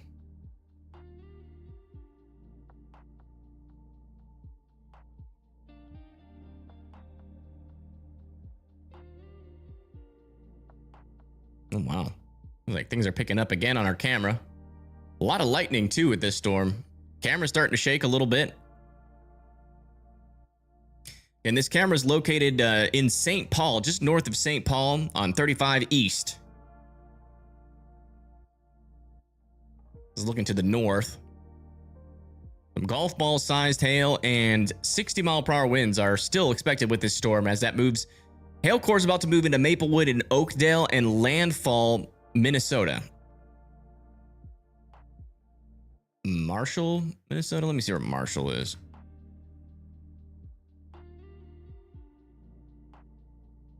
Hey, you guys are in a severe thunderstorm warning for 1-inch hail, 60-mile-per-hour winds. As the storm is barreling down towards you. So yeah, I would expect that for sure. Some significant winds could technically be possible there. Anywhere from 60 to 75-mile-per-hour winds are expected with this line of storms as it moves down to the south, but it should start to calm down, at least with the tornado threat. I wouldn't really be expecting much of a tornado threat, mainly just some damaging winds. Hey, Sean. Welcome back. Ooh, shake and bake. Y'all making chicken?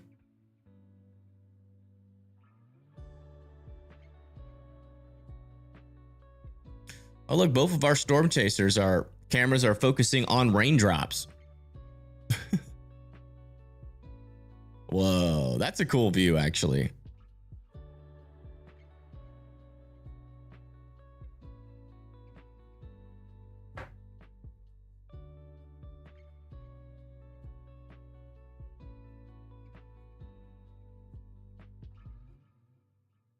Oops. Not mean to press that button. Sorry about that. Let me see if we can DMs. Let me see. Oh, wow. Dude, that's crazy. You now tell where the high pressure system is? Look at that swirl. Wow. That is cool. To actually be able to see that. Let me see if I can bring that up on we still got enough light to see that. Probably not. It is getting a little dark in the southeast. Yeah. Traffic cam died. If we play it back, you can kind of see it, that swirl. But it's definitely best on this. That's crazy. Thanks for sending that help. That's really cool.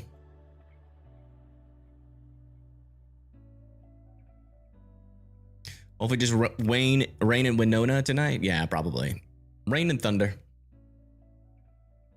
What am I doing live?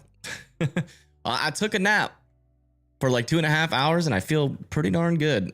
So I decided to go live. I mean, it's not something like if you don't take a nap, it can affect you like all day. And I'm still feeling like a little shaky, but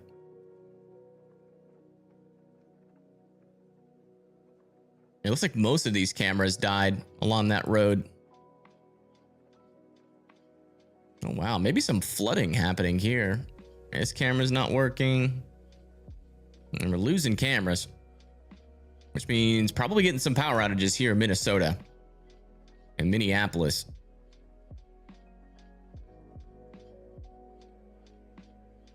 Wayne and Winona. Yeah, there's some Wayne possibilities.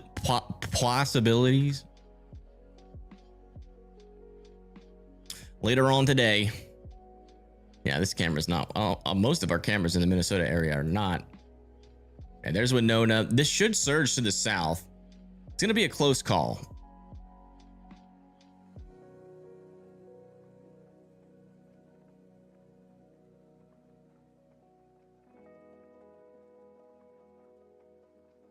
Yeah, so still seems like we have observed golf ball sized hail in Minneapolis.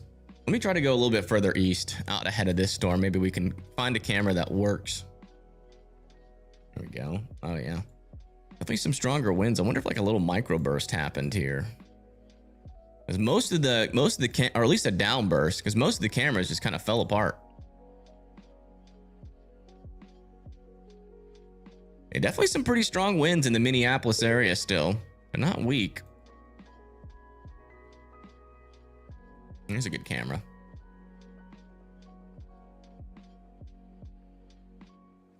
Yeah, Virginia had a bunch of power outages. They had a very strong storm come through there. Yeah, looks like Hennepin County has gotten quite a decent amount of power outages. We're now talking about 10,000 power outages in the Minnesota area. In total, I think, yeah, 29,000. And it does seem like some power is coming on back on in Virginia. As we were at like 120,000, now we're down to 114,000 people without power in Virginia.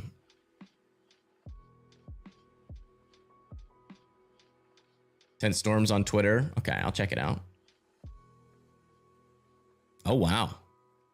Look at this. This is from Kalia. Look at that.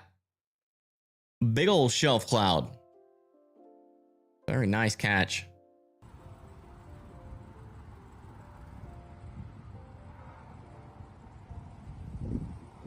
Whoa.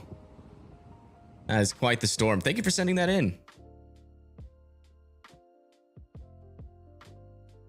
You said that was out of Woodbury, so that's back over here. So yeah, this storm has quite the shelf cloud. Maybe if we get a camera over there near, let's try to get a camera over there near Hudson, see if we can catch that.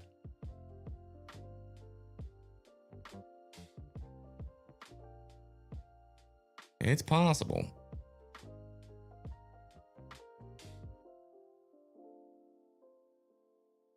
Yeah, you can see something back in there.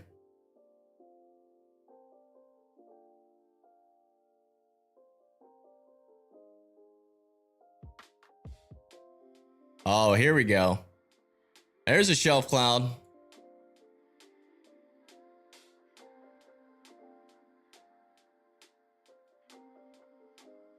That look familiar, Clea?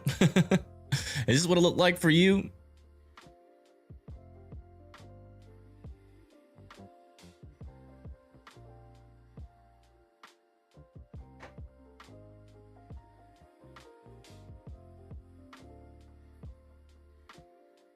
Yeah, we should have the 0Z out. We can talk about tomorrow real quick. Yeah, the 0Z is coming in. Check out the 18Z.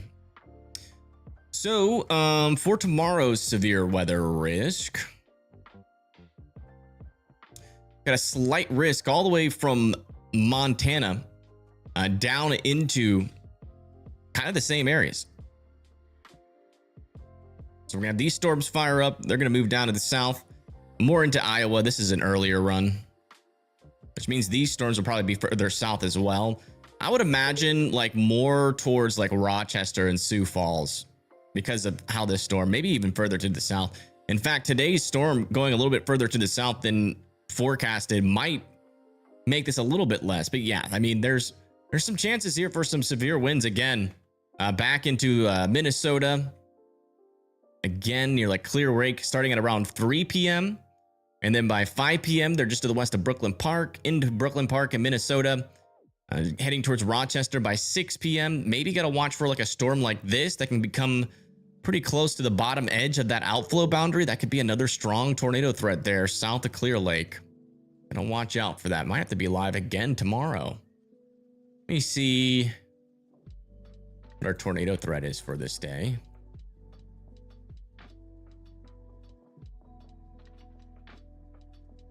There's a 2% tornado chance, but honestly, I wouldn't be overly surprised. Let me see what our environment is near this storm here, because I bet you there's going to be a decent amount of SRH, maybe significant. Yeah. Yeah, no, I can definitely see tomorrow getting upgraded to a 5%. Again. So, gotta watch this storm. I got a feeling it's going to be a little bit further south. This threat might be a little bit further south than what this model is saying, so we might get some shifts as we get closer. But yeah, that's tomorrow's severe weather threat. I think the main core of our severe weather threat is going to be over there, where there's also some severe chances further out to the west as well.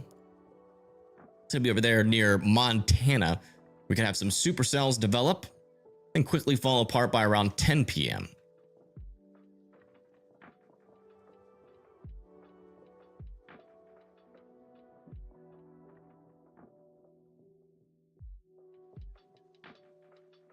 I explain the 18Z and all that. I'm horrible with Z time. I'm not the person to ask. I only use apps that don't show Z time. All right, here's our latest look at our shelf cloud here. This is just outside of the Minneapolis area. That severe storm that just went through St. Paul, Minneapolis, and is going through Woodbury right now with some 60-mile-per-hour winds and the potential for some golf ball-sized hail.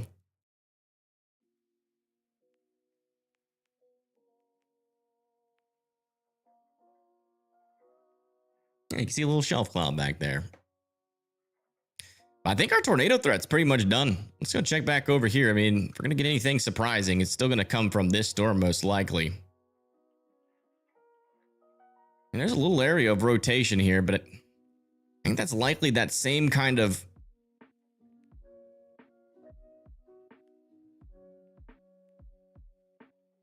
contamination we were seeing earlier with that other storm. And that is technically in some rain, though. I'll have to keep an eye on it just to the south and east of Castlewood. But I mean, looking at our storm chasers, I just find it very hard to believe that that's a legitimate signal, given just how absolutely outflow dominant this storm is right now. It's very outflow dominant.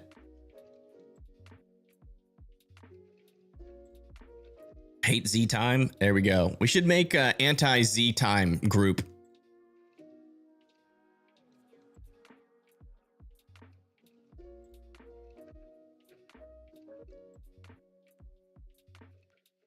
This is Storm Owner Media. They're also close to the storm, and you can see the same kind of thing. There's a very extended outflow boundary here. There's the clouds, these darker clouds that extend way out in front of the leading edge of our storms. That's that cooler air surging out in front of where this storm could potentially try to eat some warm air. So there ain't no warm air for it.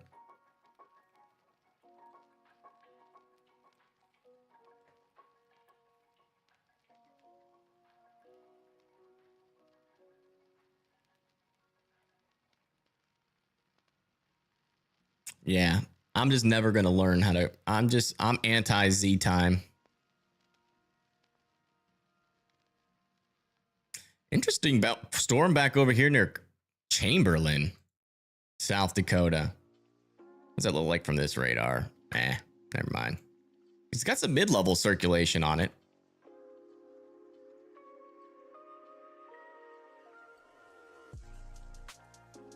Refresh this real quick.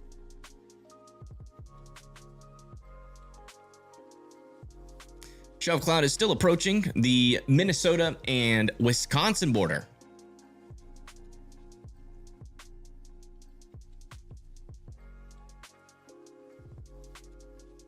And that windstorm in Canada is still looking strong, man.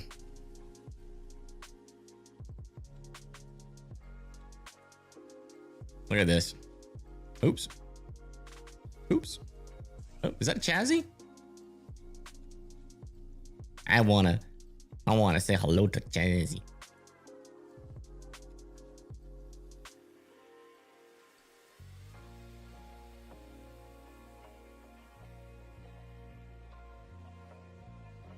Hey, Jazzy Noodle, are you sweeping? Oh, he's sweeping. He's got belly full of food and dreams full of bacon.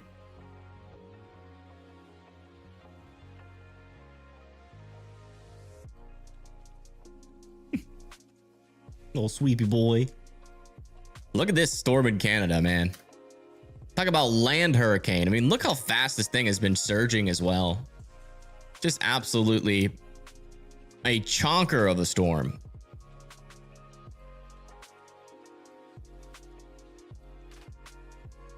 I wonder how many power outages they've had up there. Military time is actually somewhat easy to remember, but Z time, I just don't like it. It's because I mean, it's not hard to learn, but there's just so many apps that don't use Z time that I just, like, even the Pivotal Weather site doesn't use Z time. If you know how to use it correctly. Let me show you.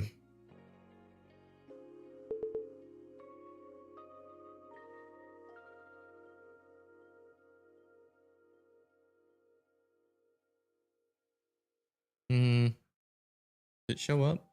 Dude. Like on the bottom part, if you go to Pivotal Weather, let me go back.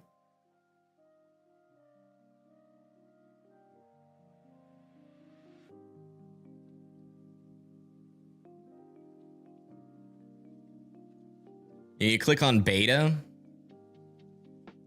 on the top right if you pay for Pivotal Weather. You can see it does the time in regular time. In American time.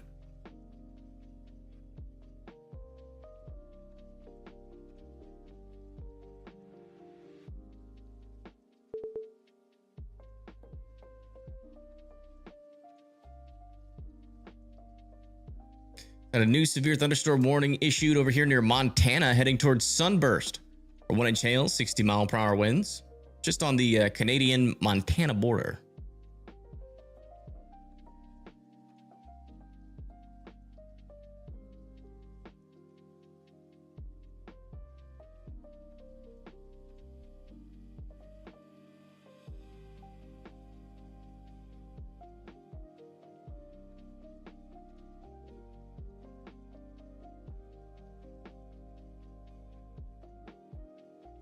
Yeah, you have to pay for it, yeah. And click the beta thing. But it's nice. I like the beta version. You can like compare models really easily. It's pretty darn good.